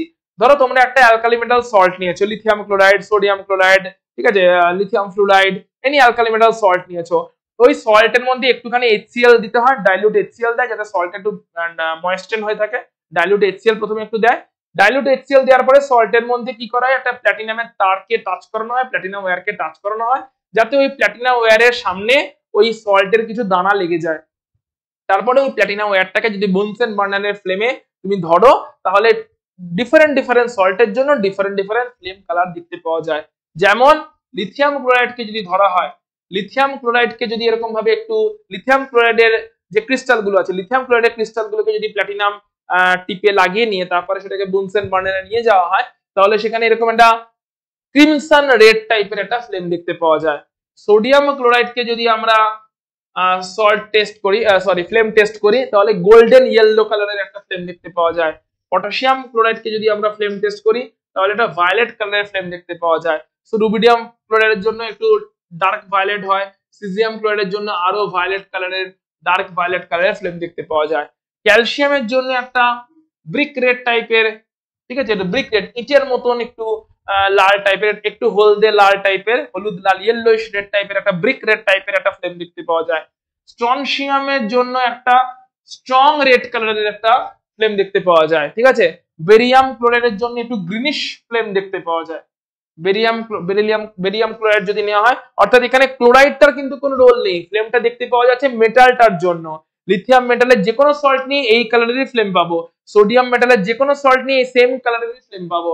অর্থাৎ কালারের জন্য রেসপন্সিবল কিন্তু ক্যাটায়নটা, অ্যানায়নটা নয়। অ্যানায়নটা যা খুশি হতে পারে, কিন্তু ক্যাটায়নটাকে যদি আমরা ফ্লেমে নিয়ে যেতে পারি, আমরা ডিফারেন্ট ডিফারেন্ট ফ্লেমের কালার পেয়ে থাকি। ক্যাটায়নটাকে কেমন করে ফ্লেমে নিয়ে যেতে হয়, শুধু ক্যাটায়ন তো এক্সিস্ট করে না, ওই সল্টটাকে নেওয়া হয়, সল্টটাকের মধ্যে একটু ডাইলুট HCl দেওয়া হয়, একটা প্ল্যাটিনাম ওয়্যারের মধ্যে ওই সল্টের কিছু দানা টাচ করে নেওয়া হয়, তারপরে ওই প্ল্যাটিনাম ওয়্যারটাকে বুনসেন বার্নারে ফ্লেমে ধরা হয়। তুমি বাড়িতে কেমন করে ট্রাই করতে পারো, তোমার বাড়িতে নুন আছে, যাদের সোডিয়াম ক্লোরাইড আছে, তো তুমি একটা চামচের মধ্যে খানিকটা নুনের দানা নিলে, তারপরে চামচটাকে ডাইরেক্টলি গ্যাস ওভেনের সামনে ধরলে, অর্থাৎ চামচের তলায় হিট নয়, ওই পুরো চামচটাকে গ্যাস ওভেনের মধ্যে বসিয়ে দিতে হবে, যাতে ওপরে চামচের মধ্যে থাকা নুনটার কন্ট্যাক্টে আগুনটা আসতে পারে। টার্গেট নুনটার কন্ট্যাক্টে আগুনটাকে নিয়ে আসা। তো তুমি যদি নুনের কন্ট্যাক্টে আগুনটাকে নিয়ে আসতে পারো, তাহলে দেখবে সেখানে একটা গোল্ডেন ইয়েলো। এমনিতে তো আমরা জানি যে গ্যাস ওভেন ব্লু কালারে জ্বলে, তো গ্যাস ওভেনের যে ফ্লেমটা ওটার কালার ব্লু হয়, কিন্তু ওখানে যদি আমরা নুন দিতে পারি, ঠিক আছে, আমি এরকম এরকম কেউ করো না যে নুনের দানা নিয়ে গ্যাস ওভেনের মধ্যে ফেলে দিচ্ছ, তাতে গ্যাস ওভেনটা ব্লক হয়ে যাবে আর মা তোমাকে মারবে, তার জন্য আমি রেসপন্সিবল থাকবো না, আগে থাকতে বলে দিচ্ছি। তো নুনের দানা নিয়ে ডাইরেক্টলি গ্যাস ওভেনের মধ্যে ফেলে দিও না, তাতে গ্যাস ওভেনের ফুটোগুলো ব্লক হয়ে যাবে। তো তুমি যেটা সাইন্টিফিক্যালি করতে পারো, একটা চামচ নিতে পারো, চামচের মধ্যে একটা স্টিলের চামচ নিলে, চামচের মধ্যে কিছু নুনের দানা রাখলে, যে চামচটাকে পুরো ওই গ্যাস ওভেনের বার্নারের মধ্যে বসিয়ে দিতে হবে, যাতে নুনের কন্ট্যাক্টে আগুনটা আসতে পারে। বারবার বলছি, এরকম করলে হবে না যে তুমি চামচটাকে তলায় হিট করছো, না, হিট দেওয়া উদ্দেশ্য নয় এখানে, উদ্দেশ্য হচ্ছে নুনটাকে ডাইরেক্টলি আগুনের কন্ট্যাক্টে নিয়ে আসা।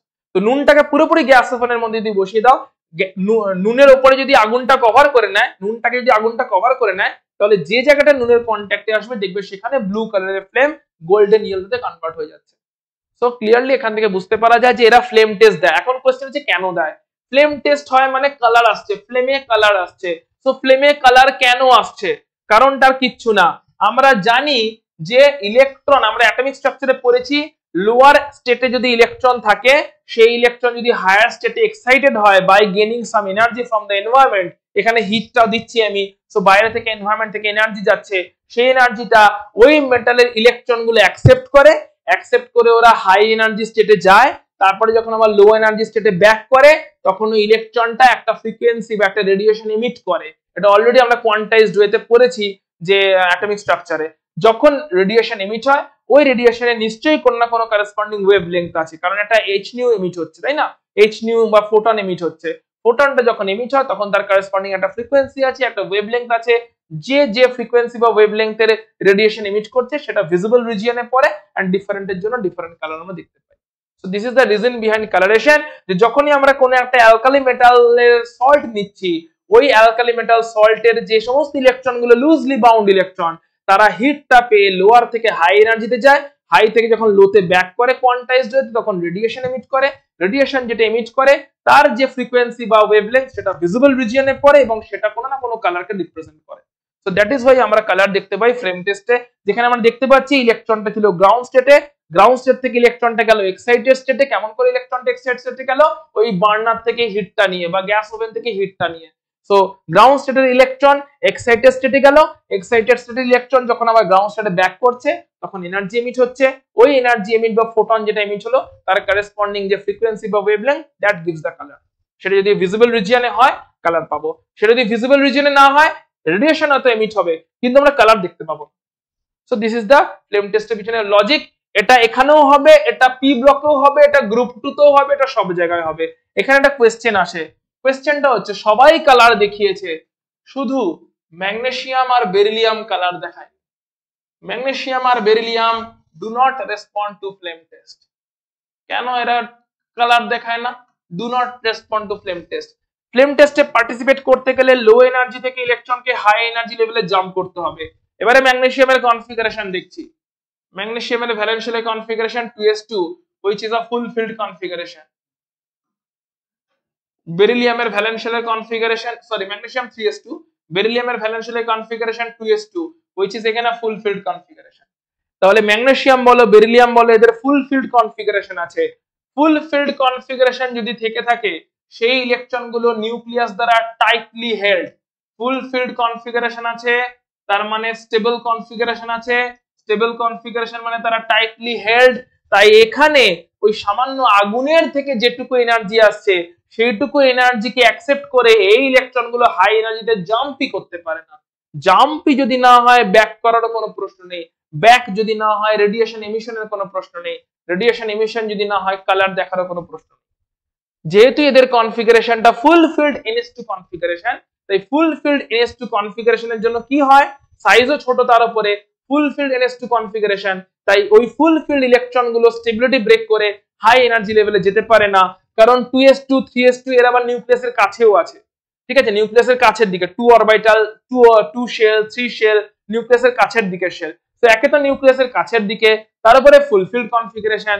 এই দুটোর কারণের জন্য কি হয়, এই দুটো কারণের জন্য এদের ইলেকট্রন গুলো হাই স্টেটে এক্সাইটেড হতে পারে না ওই সামান্য গ্যাস ওভেনের 100-200 ডিগ্রি টেম্পারেচারকে অ্যাকসেপ্ট করে। তুমি বলবে স্যার এর নিচে আছে ক্যালসিয়াম, ক্যালসিয়ামেরও তো 4s2, তাহলে ক্যালসিয়াম কেন কালার দেখাচ্ছে? 4s2 মানে দূরের অরবিটাল হয়ে গেছে, দূরের অরবিটাল যদিও 4s2 ও ফুলফিল্ড, যদিও বা ক্যালসিয়াম 4s2 ইজ ফুলফিল্ড, কিন্তু ফুলফিল্ড হওয়ার পরেও 4s2 যেহেতু দূরের অরবিটাল তাই হিট এনার্জি অ্যাবজর্ব করে 4s2 এর ইলেকট্রনটা উপরে চলে যেতে পারে, কারণ দূরের অরবিটালের উপরে নিউক্লিয়াসের হোল্ড একটু কমে যাচ্ছে। কাছের 2s2 কাছের 3s2 এদের উপরে নিউক্লিয়াসের হোল্ড বেশি থাকছে, তাই এখান থেকে ইলেকট্রন জাম্প করে উপরে যেতে পারছে না, কিন্তু দূরের অরবিটাল 4s2 5s2 ওখান থেকে ইলেকট্রন আরামসে জাম্প করে উপরে চলে যাচ্ছে। তাই ক্যালসিয়াম স্ট্রনসিয়াম ওদেরও যদিও NS2 কিন্তু ওরা ফ্লেম টেস্ট দিচ্ছে, বেরিলিয়াম ম্যাগনেসিয়াম এদেরও NS2 কিন্তু কাছের অরবিটাল এরা ফ্লেম টেস্ট দিচ্ছে। কাছের অরবিটাল হওয়ার জন্য নিউক্লিয়াস টাইটলি হোল্ড করেছে, ইলেকট্রনটা জাম্প করে উপরে যেতে পারছে। এই সমস্ত গ্রুপ 1 মেটাল গুলো হাইলি ফটোইলেকট্রিক এফেক্টে শো করে। কোশ্চেন আসে এরকম, বলছে চারটে অপশন দিয়ে দেয়, দিয়ে বলে কোন মেটালটা ফটোইলেকট্রিক এফেক্টে পার্টিসিপেট করবে, সোডিয়াম, লিথিয়াম, পটাশিয়াম, সিজিয়াম। সবথেকে বেশি ফটোইলেকট্রিক এফেক্টে কোন মেটাল পার্টিসিপেট করবে? সো ফটোইলেকট্রিক এফেক্টটা আমরা অ্যাটমিক স্ট্রাকচারে পড়েছি। কি এফেক্ট? মেটাল প্লেট থাকবে, মেটাল প্লেটের উপরে বাইরে থেকে ফোটন এসে পড়বে, মেটাল প্লেট থাকবে তার উপরে বাইরে থেকে ফোটন এসে পড়বে এন্ড মেটাল প্লেট থেকে ইলেকট্রন ইজেক্টেড হয়ে যাবে। এটাই ছিল ফটোইলেকট্রিক এফেক্ট, মনে আছে নিশ্চয়ই? ফটোইলেকট্রিক এফেক্ট এটাই ছিল। ফটোইলেকট্রিক এফেক্টে কি ছিল, যে মেটালের উপরে এসে ফোটন পড়বে আর তার জন্য ইলেকট্রন ইজেক্টেড হবে। ইকুয়েশনটা কি ছিল কারোর হয়তো মনে আছে, যে ইনকামিং ফোটনের frequency is equal to work function বা থ্রেশহোল্ড ফ্রিকোয়েন্সি বা থ্রেশহোল্ড ওয়ার্ক প্লাস হচ্ছে kinetic energy of the ejected electrons. Kinetic energy of the ejected electron. সেটা ছিল আমাদের ফটোইলেকট্রিক এফেক্টের আইনস্টাইনের ফটোইলেকট্রিক এফেক্টের ইকুয়েশন। যে ইনকামিং ফোটনের এনার্জি হচ্ছে h নিউ, ইনকামিং ফোটনের এনার্জি হচ্ছে h নিউ, h নিউ 0 হচ্ছে থ্রেশহোল্ড ফ্রিকোয়েন্সি, নিউ 0টা হচ্ছে threshold frequency and h nu 0 হচ্ছে ওয়ার্ক ফাংশন প্লাস হচ্ছে ইজেক্টেড ইলেকট্রনের কাইনেটিক এনার্জি। মানে ফোটনটা যে এনার্জি নিয়ে আসছে সেই এনার্জির কিছুটা এনার্জি ইউজ হয়ে যাচ্ছে ইলেকট্রন থেকে নিউক্লিয়াসের ক্যাপচার থেকে বার করার জন্য, যেটাকে আমরা বলছি h নিউ 0 বা ওয়ার্ক ফাংশন w0 বলা হয়। বাকি এনার্জিটা ইলেকট্রনের কাইনেটিক এনার্জিতে কনভার্ট হচ্ছে। সো ইনকামিং ফোটনের এনার্জি ইজ ইকুয়াল টু কিছুটা এনার্জি ইউটিলাইজ হয়ে যাচ্ছে ইলেকট্রনটাকে নিউক্লিয়াসের ক্যাপচার থেকে বার করে আনার জন্য, that is work function, plus বাকি এনার্জিটা ইলেকট্রনের কাইনেটিক এনার্জিতে কনভার্ট হয়ে যাচ্ছে, ইলেকট্রনটা ইজেক্টেড হচ্ছে। ওই ইজেক্টেড ইলেকট্রন যদি সার্কিটে ঘুরিয়ে দেওয়া হয় কারেন্ট তৈরি হবে। এটা হচ্ছে ফটোইলেকট্রিক এফেক্টের মেন ফান্ডা। এবার এই অবস্থায় বুদ্ধি করে বলো, ফোটন আসছে, যে ইলেকট্রন লুজলি বাউন্ড সে ইজিলি ইজেক্টেড হবে, যে ইলেকট্রন টাইটলি বাউন্ড সে ইজিলি ইজেক্টেড হবে না। উপর থেকে নিচে আয়নাইজেশন এনার্জিতে কি হয়, আয়নাইজেশন এনার্জি আস্তে আস্তে কমতে থাকে, মানে কম এনার্জিতে ইলেকট্রন নকআউট হয়। সিজিয়াম কম এনার্জিতে ইলেকট্রনকে নকআউট করে দেবে, লিথিয়ামের অনেক বেশি এনার্জি লাগবে ইলেকট্রনকে নকআউট করতে। ইলেকট্রন যেখানে ইজিলি নকআউট হবে সেখানেই ফটোইলেকট্রিক এফেক্ট ভালো দেখতে পাবো। তাহলে চারটে অপশনস এর মধ্যে কারেক্ট অপশনস কোথায় পাওয়া যাবে, সিজিয়াম। যাই অপশন দিক না কেন, যত নিচের দিকের মেটাল হবে সে ফটোইলেকট্রিক এফেক্ট ভালো দেখাবে। সিজিয়াম, রুবিডিয়াম, পটাশিয়াম এরাই হচ্ছে ফটোইলেকট্রিক এফেক্ট ভালো দেখাবে যত নিচের দিকের এলিমেন্ট হবে, কারণ নিচের দিকের এলিমেন্ট মানে আয়নাইজেশন এনার্জি কম, অল্প এনার্জিতে ইলেকট্রন নকআউট হবে। ইলেকট্রন যত ইজিলি নকআউট হতে পারবে, যত কাইনেটিক এনার্জি ইলেকট্রনের বেশি থাকবে, ওই ইলেকট্রনকে সার্কিটে ঘোরানো যাবে, কারেন্ট তৈরি করা যাবে। তো সেই কারণে সোলার প্লেট যেগুলো বর্তমানে বসছে সেই সোলার প্লেট গুলোতে রুবিডিয়াম, পটাশিয়াম এই সমস্ত মেটালকে ইউজ করা হচ্ছে, সিজিয়াম এই সমস্ত মেটালকে ইউজ করা হচ্ছে, যাদের আয়নাইজেশন এনার্জি ভ্যালু কম, যারা ইজিলি ইলেকট্রনকে ইজেক্ট করতে পারে। ইজিলি ইলেকট্রন যদি ইজিলি ইজেক্টেড হয় তখনই ফটোইলেকট্রিক এফেক্ট কিন্তু বেশি হবে। সো কোশ্চেনস আসবে এরকম, ফটোইলেকট্রিক এফেক্ট ভালো দেখতে পাওয়া যায় কোথায়? কোশ্চেনটা কি এস ব্লকে? না, কোশ্চেনটা হচ্ছে পিরিয়ডিক টেবিল আর অ্যাটমিক স্ট্রাকচারের কম্বাইন্ড। এস ব্লকে পড়ছো কিন্তু কোশ্চেনসের কনসেপ্ট কোথাকার? ফটোইলেকট্রিক এফেক্ট কি এস ব্লকে পড়ানো হয়? অ্যাটমিক স্ট্রাকচারে পড়ানো হয়েছে। আয়নাইজেশন এনার্জি কি এস ব্লকে পড়ানো হচ্ছে? পিরিয়ডিক টেবিলে পড়ানো হয়েছে। তাদের ট্রেন্ড কি এস ব্লকে পড়ানো হচ্ছে? পিরিয়ড টেবিলে পড়ানো হয়েছে। সো অ্যাটমিক স্ট্রাকচার আর পিরিয়ড টেবিলের কম্বাইন্ড কোশ্চেন, সেটা তুমি কখনোই চ্যালেঞ্জ করতে পারবে না যেটা এস ব্লকের কোশ্চেন কেন আউট অফ সিলেবাস কোশ্চেন দিয়েছে। ল্যাটিস এনার্জি অলরেডি এটা আমরা পড়েছি যে কোন একটা 1 মোল সলিড ক্রিস্টালকে কমপ্লিটলি ব্রেকডাউন করে গ্যাসিয়াস 1 মোল ক্যাটায়ন আর গ্যাসিয়াস 1 মোল অ্যানায়নে কনভার্ট করতে যে এনার্জি লাগে তাকে বলা হয় ল্যাটিস এনার্জি। 1 মোল সলিড ক্রিস্টাল ছিল, 1 মোল সলিড ক্রিস্টাল, 1 মোল সলিড ক্রিস্টালকে পুরোপুরি ভাবে ব্রেকডাউন করে ক্যাটায়ন আর অ্যানায়ন 1 মোল তৈরি করতে রিকোয়ার্ড এনার্জি হচ্ছে ল্যাটিস এনার্জি। ল্যাটিস এনার্জি কি কি ফ্যাক্টরের উপর ডিপেন্ডেন্ট ছিল? Lattice energy is proportional to cationic charge into anionic charge, এটা একটা ফ্যাক্টর ছিল। আর lattice energy is inversely proportional to cationic radius and anionic radius, এটা একটা ফ্যাক্টর ছিল। এবারে বলেছে এদের ল্যাটিস এনার্জির অর্ডার বার করতে, এটা কোশ্চেন 1, এটা কোশ্চেন 2 ধরে নাও। ল্যাটিস এনার্জির অর্ডার বার করতে বলেছে, 4-5টা অপশন দিয়ে দিচ্ছে, আমাদের কারেক্ট অপশন বার করতে হবে। কেমন করে করব? প্রথম অপশনটাতে ভালো করে দেখো, দুটো অপশনের মধ্যে ডিফারেন্সটা ভালো করে দেখো। প্রথম অপশনসে অ্যানায়নটা কমন, সেকেন্ড অপশনে ক্যাটায়নটা কমন। ভালো করে লজিক্যালি বুঝতে হবে, দুটোই একই রকম নয়। প্রথম অপশনে লজিক একই জায়গা থেকে আসবে, কিন্তু আগের জিনিসটা দেখে নিতে হবে। এটাতে ক্যাটায়ন ভ্যারি করেছে, অ্যানায়ন হচ্ছে কমন বা কনস্ট্যান্ট, চার্জ এদের কনস্ট্যান্ট, +1 ক্যাটায়ন -1 অ্যানায়ন, সবারই তাই। Lithium plus Cl minus, Na plus Cl minus, K plus Cl minus, Rb plus Cl minus, caesium plus Cl minus, charge সবারই কমন, তাই charge factor vary করছে না এখানে। Lattice energy ক্যালকুলেশনে charge ফ্যাক্টরে কোনো role নেই, কারণ চার্জ ক্যাটায়নেরও +1 সবার, চার্জ অ্যানায়নেরও -1 সবার, তাই চার্জ ফ্যাক্টরে কোনো রোল নেই ক্যাটায়ন অ্যানায়নের ল্যাটিস এনার্জি ক্যালকুলেশনসে, কারণ দুটোই +1 -1 চলছে। অন্য কোন ফ্যাক্টর আছে? Radius factor. রেডিয়াস ফ্যাক্টরের মধ্যে আবার অ্যানায়নটা কমন, কারণ সবগুলোতেই Cl মাইনাস। তাহলে ক্যাটায়নের রেডিয়াস চেক করতে হবে এখানে। ক্যাটায়নের রেডিয়াস লেফট টু রাইটে কি হচ্ছে? ক্যাটায়নের রেডিয়াস লেফট টু রাইটে আস্তে আস্তে বাড়ছে, কারণ lithium plus Na plus K plus rubidium plus caesium plus actually down the group যাচ্ছি, lithium, sodium, potassium, rubidium, caesium down the group যাচ্ছি। ডাউন দা গ্রুপ যাওয়া মানে সাইজ বা রেডিয়াস ইনক্রিজ করা। তো ক্যাটায়নের সাইজ যদি ইনক্রিজ করে আর ক্যাটায়নের রেডিয়াসের সঙ্গে ল্যাটিস এনার্জি ইনভার্সলি প্রপোর্শনাল, তার মানে ল্যাটিস এনার্জি ডিক্রিজ করতে চলেছে। তার মানে ক্লিয়ারলি সিজিয়াম ক্লোরাইডের ল্যাটিস এনার্জি কম হবে এন্ড লিথিয়াম ক্লোরাইডের ল্যাটিস এনার্জি বেশি হবে, and this should be the order. So অর্ডারে আসতে গেলাম, ল্যাটিস এনার্জি কার বেশি কার কম? ল্যাটিস এনার্জি লিথিয়াম ক্লোরাইডের ল্যাটিস এনার্জি সবথেকে বেশি এন্ড সিজিয়াম ক্লোরাইডের ল্যাটিস এনার্জি সবথেকে কম। আবার পরেরটায় চলে আসছি, পরেরটাতে কে কনস্ট্যান্ট? ক্যাটায়নটা কনস্ট্যান্ট, ক্যাটায়নটা কনস্ট্যান্ট। তাই এখানে ক্যাটায়নের সাইজের কোনো রোল নেই, এখানে অ্যানায়নের সাইজ দেখতে হবে। সো অ্যানায়ন কে আছে? অ্যানায়ন এখানে কে আছে? অ্যানায়ন আছে হচ্ছে fluoride, chloride, bromide, iodide. So অ্যানায়নের সাইজ কি হচ্ছে বলো? একই হয় বাড়ছে, ল্যাটিস এনার্জি একই হবে কমবে। তার মানে এগেন সোডিয়াম আয়োডাইডের ল্যাটিস এনার্জি কম থাকবে এন্ড সোডিয়াম ফ্লুরাইডের ল্যাটিস এনার্জি বেশি থাকবে। সোডিয়াম ফ্লুরাইডের ক্রিস্টালকে ভাঙতে বেশি লাগবে। এবারে এখান থেকে ল্যাটিস এনার্জি থেকে ফার্দার কোশ্চেন দিল কার মেল্টিং পয়েন্ট বেশি। ল্যাটিস এনার্জি বেশি তো মেল্টিং পয়েন্ট বেশি, ল্যাটিস এনার্জি কম তো মেল্টিং পয়েন্ট কম। কারণ ল্যাটিস এনার্জি বেশি মানে ক্রিস্টালকে মেল্ট করতে, ক্রিস্টালের মধ্যে ফোর্সটাকে উইক করে তাকে মেল্ট করতে বেশি এনার্জি লাগবে। ল্যাটিস এনার্জি কম তার মানে মেল্টিং পয়েন্ট কম হবে, কারণ কম এনার্জিতেই মেল্ট করে যাবে। ল্যাটিস এনার্জি কম মানে কম এনার্জি সাপ্লাই করলে ক্রিস্টাল ভেঙে যাবে আর মেল্ট করে যাবে। তাহলে lattice energy is proportional two melting point. Lattice energy পেয়ে গেছি, মেল্টিং পয়েন্টের অর্ডার এখান থেকে তাহলে বার করে দিতে পারবো। কোশ্চেনে মেল্টিং পয়েন্ট দিয়ে দিতে পারে, ল্যাটিস এনার্জির অর্ডার বার করা না বলে বললে মেল্টিং পয়েন্ট কার সবথেকে বেশি, চারটে অপশন দিয়ে দিল। তোমাকে দেখতে হবে ল্যাটিস এনার্জি কার সবথেকে বেশি, যার ল্যাটিস এনার্জি সবথেকে বেশি তার মেল্টিং পয়েন্ট সবথেকে বেশি। তো কোশ্চেনসে বিভিন্ন রকম টুইস্ট করতে পারে, তোমাকে কনসেপ্ট থেকে কোশ্চেন তুলে নিতে হবে। মেল্টিং পয়েন্ট আলাদা করে আমরা স্টাডি করিনি কখনো, কিন্তু মেল্টিং পয়েন্ট এখান থেকে আনসার করতে পারবো। কেন আনসার করতে পারছি? তাহলে কি দাঁড়াচ্ছে এখানে? অ্যানায়নটার সাইজ যেহেতু ফ্লুরাইড, ক্লোরাইড, ব্রোমাইড, আয়োডাইড, অ্যানায়নটার সাইজ বাড়ছে, অ্যানায়ন সাইজ বাড়ছে মানে ল্যাটিস এনার্জি কমছে, মানে ক্রিস্টালের স্টেবিলিটি সোডিয়াম ফ্লুরাইডে বেশি, এনএআই তে কম, এন্ড যেখানে ক্রিস্টালের স্টেবিলিটি বেশি সেখানে মেল্টিং পয়েন্ট বেশি হবে। হাইড্রেশন এনার্জি, অলরেডি আমরা হাইড্রেশনটা পড়েছি। হাইড্রেশনটা কি জিনিস?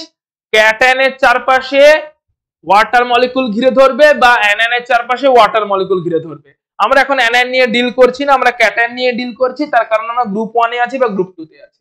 সো গ্রুপ 1 বা গ্রুপ 2 তে থাকার জন্য আমরা ক্যাটায়নটাকে নিয়ে ডিল করছি।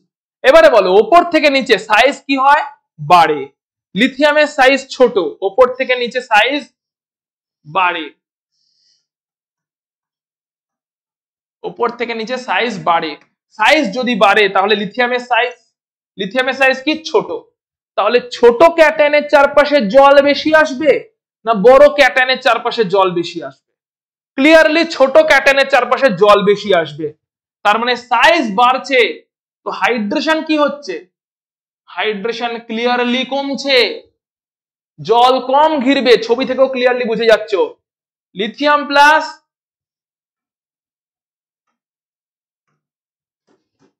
এলআই প্লাস সাইজ ছোট, প্রচুর জল ঘিরে ধরেছে কারণ ছোট সাইজের ক্যাটায়ন, আর সিজিয়াম প্লাস বড় সাইজের ক্যাটায়ন, কম জল ওর চারপাশে অ্যাকুমুলেট হতে পেরেছে, সেখানে হাইড্রেশন হাই। নিশ্চয়ই ছবি থেকে এটা ক্লিয়ার হয়ে যাচ্ছে যে ছোট সাইজের ক্যাটায়ন পাশে প্রচুর জলের মলিকুল থাকতে পারবে, এখানে হাইড্রেশন লো, বড় সাইজের ক্যাটায়ন কম জলের মলিকুল থাকতে পারবে। তাহলে বুদ্ধি করে বলো এখানে হাইড্রেশন হাই, এখানে হাইড্রেশন লো। লিথিয়াম প্লাস আর সিজিয়াম প্লাস, লিথিয়াম প্লাস বেশি ইলেকট্রিক্যাল কন্ডাক্টিভিটি শো করবে লিথিয়ামের কম্পাউন্ড, না সিজিয়ামের কম্পাউন্ড বেশি কন্ডাক্টিভিটি শো করবে? বা ঠিক আছে কন্ডাক্টিভিটিতে আসছি, তার আগে এই কোয়েশ্চেনের আনসার বলো। লিথিয়াম প্লাস তার সাইজ ছোট, লিথিয়াম প্লাসের সাইজ ছোট, সাইজ ছোট তো হাইড্রেশন বেশি। এবারে বলো যদি জিজ্ঞেস করি লিথিয়াম প্লাস আর সিজিয়াম প্লাস সাইজ কার বড়, কি আনসার দেবে? Lithium plus caesium plus size জিজ্ঞেস করেছি শুধু, কি আনসার হবে বলো কেউ একজন? দেবাংশু বলো।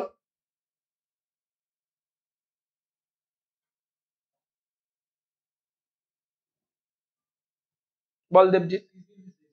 সিজিয়াম প্লাসের সাইজ বড়, লিথিয়াম প্লাস সিজিয়াম প্লাসের সাইজ বড়। কিন্তু যদি কোয়েশ্চেন এটা করি লিথিয়াম প্লাস অ্যাকুয়াস আর সিজিয়াম প্লাস অ্যাকুয়াস, এখানে কার সাইজ বড়? অ্যাকুয়াস আছে মানে হাইড্রেটেড হয়ে আছে বলতে চাইছি, লিথিয়াম প্লাস একলা নেই, সিজিয়াম প্লাস একলা নেই, হাইড্রেটেড হয়ে আছে। হাইড্রেটেড হয়ে আছে যখন লিথিয়াম প্লাসের সাইজ এখন বড় হতে চলেছে, খেয়াল রাখতে হবে। হাইড্রেটেড কথাটা বলে দিয়েছে কিনা, ব্র্যাকেটে একিউ কথাটা লেখা আছে কিনা। সো গ্যাসিয়াস ফেজে লিথিয়াম প্লাস, শুধু কিছু বলে দেয়নি মানে গ্যাসিয়াস ফেজে আছে।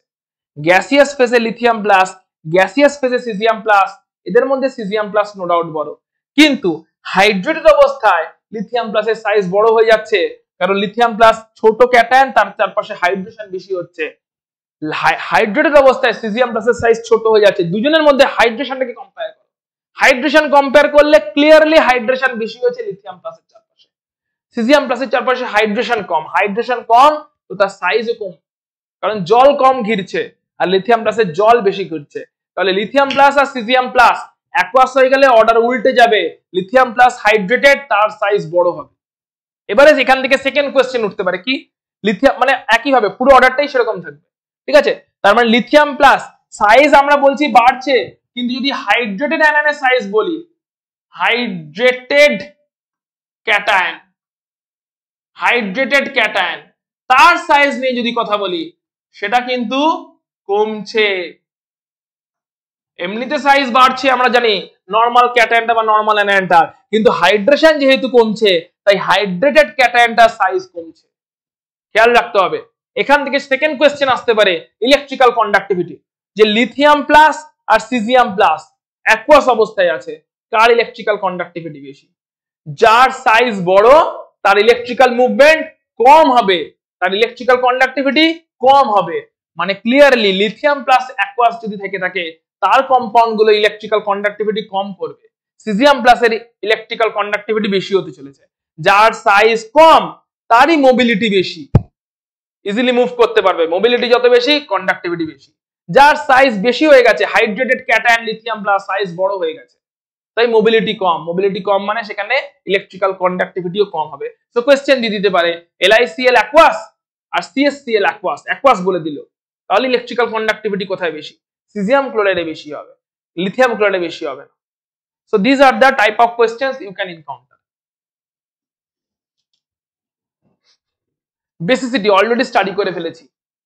বলো লিথিয়াম, তাহলে তোমরা নিজেরাই বলো, লিথিয়াম হাইড্রোক্সাইড দুটো পয়েন্ট আমরা স্টাডি করেছি, দেখো দুটো পয়েন্টই একই লজিক। লিথিয়াম হাইড্রোক্সাইড বলো সাইজের ম্যাচিং আছে কি নেই? স্মল স্মল ম্যাচিং আছে, ম্যাচিং আছে মানে বন্ডটা স্ট্রং মানে OH মাইনাস বেরোবে না, বেসিসিটি কম হবে। যত সাইজ বেড়ে যাচ্ছে K প্লাস আর OH মাইনাস, তো সাইজের ম্যাচিং মিসপ্যাচ হতে শুরু করেছে। মিসপ্যাচ মানে বন্ডের স্ট্রেংথ কম, তার মানে এখানে ডিসটেন্সটা শর্টার। কেন বন্ডের স্ট্রেংথ কমে যাচ্ছে দেখো, lithium plus OH minus size কম মানে ডিসটেন্স শর্ট মানে স্ট্রং ফোর্স অফ অ্যাট্রাকশন মানে OH মাইনাস বেরোবে না, so less basic. OH minus এর সঙ্গে strong force of attraction, so less basic. যেহেতু স্মলার সাইজ হওয়ার জন্য কি হচ্ছে, ডিসটেন্স কম, বন্ড ডিসটেন্স কম, ক্যাটায়ন অ্যানায়ন ডিসটেন্স কম। ক্যাটায়ন অ্যানায়ন ডিসটেন্স কম হলে ইলেকট্রোস্ট্যাটিক অ্যাট্রাকশনটা স্ট্রঙ্গার হলে OH মাইনাস বেরোবে না বেরোলে লেস বেসিক। এখানে কি হচ্ছে, এখানে হচ্ছে ক্লিয়ারলি বলছে লঙ্গার ডিসটেন্স, সাইজ বড় হয়ে যাচ্ছে, সো ডিসটেন্স লঙ্গার, তার মানে উইকার ইলেকট্রোস্ট্যাটিক ইন্টারঅ্যাকশনটা যদি উইক হয় তার মানে আরামসে OH মাইনাস এখানে বেরিয়ে যাবে। OH মাইনাস বেরিয়ে যাওয়া মানে মোর বেসিক। এটা তো আমরা এই পয়েন্ট থেকে দেখলাম, সাইজ পয়েন্ট থেকে। একটু আগে এটাকে আমরা কোভ্যালেন্সি পয়েন্ট থেকেও দেখেছি।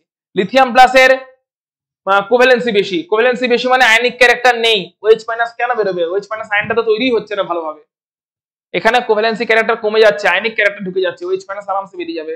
যেরকম ভাবে এক্সপ্লেন করো না কেন আনসার একই আসবে। অক্সাইড, পারঅক্সাইড, সুপার অক্সাইড একটু আগেই বলছিলাম, দেখে নি ভালো করে। বলো লিথিয়ামের কি চার্জ ডেনসিটি বেশি না কম?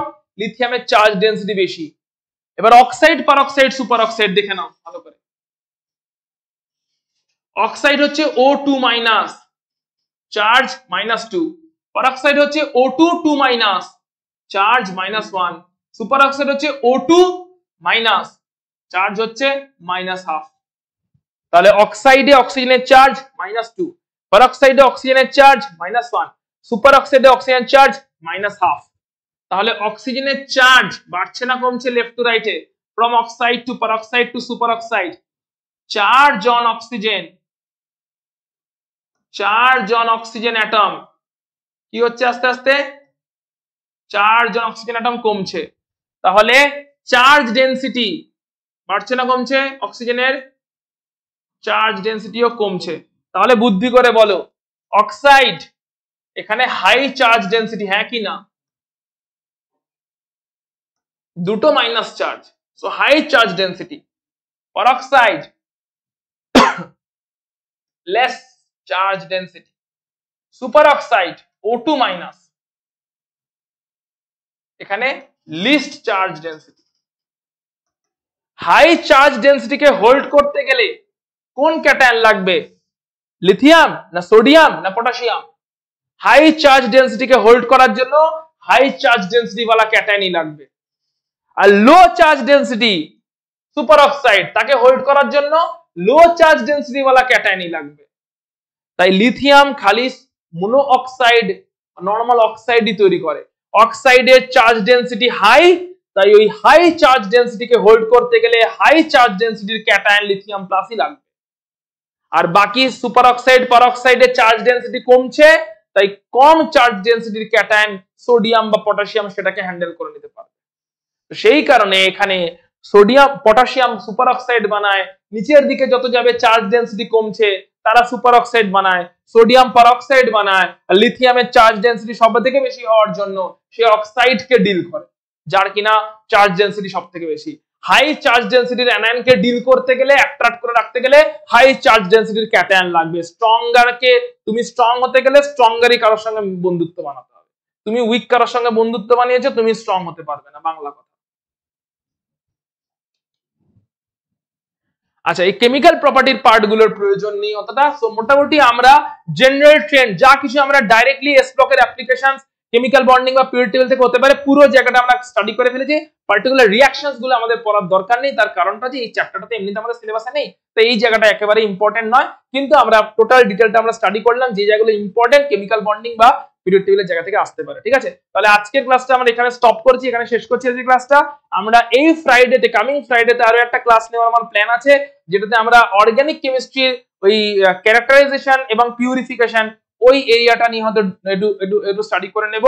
ওটাতে এমসিকিউজ আলাদা করে স্টাডি করবো না, জাস্ট থিওরি পার্টটা স্টাডি করে নেব, কেমন করে কোশ্চেন্স আসতে পারে, তার ফর্মুলা গুলো কি কি, এই জায়গাটা স্টাডি করে নেব। তো ফ্রাইডেতে যদি ক্লাস রাখি আমি, তাহলে সেটা আমি গ্রুপে অ্যানাউন্স করে দেবো, গ্রুপটা একটু ফলো করো। আজকে ক্লাস এখানের মতন শেষ হচ্ছে। তোমরা এর মধ্যে পিরিয়ডিক টেবিল, রেডক্স, এই যে চ্যাপ্টার গুলো হয়ে গেছে, কেমিক্যাল বন্ডিং চলছে, রানিং চলছে, ওদিকে আইসোমারিজম, ঠিক আছে, আজকে এইটাও এস ব্লকটাও খানিকটা হয়ে গেল, রিঅ্যাকশন মেকানিজম, এইগুলোকে ভালো করে প্যাকআপ করতে শুরু করে দাও, এগুলোকে ভালো করে এগুলো পড়ে নাও, রেডি হয়ে নাও। এগুলোর উপর আমি অ্যাসাইনমেন্টস এর মধ্যে পাঠিয়ে দেবো গ্রুপে, সেগুলো ভালো করে প্র্যাকটিস করো। ঠিক আছে, ভালো করে অ্যাসাইনমেন্টস এমসিকিউ সলভ যত রকম হয় প্র্যাকটিস করো। ক্লাস তো আমরা করবোই, কিন্তু নিজেকে বাড়িতে সেলফ প্র্যাকটিসটা রাখো। যারা ভিডিও সাবস্ক্রিপশনস নিয়েছো তাদেরকে সাবস্ক্রিপশনস ভিডিওসও পেয়ে যাবে তারা। তো কোনো ক্লাস যদি মিস হয় বা রিভিশনের দরকার হয় তারা সেখান থেকেও ক্লাস ফলো করে নিতে পারো। তাহলে চলো আজকে ক্লাস এখানে আমরা শেষ করছি, নেক্সট ক্লাসে মেবি ফ্রাইডে দেখা হচ্ছে।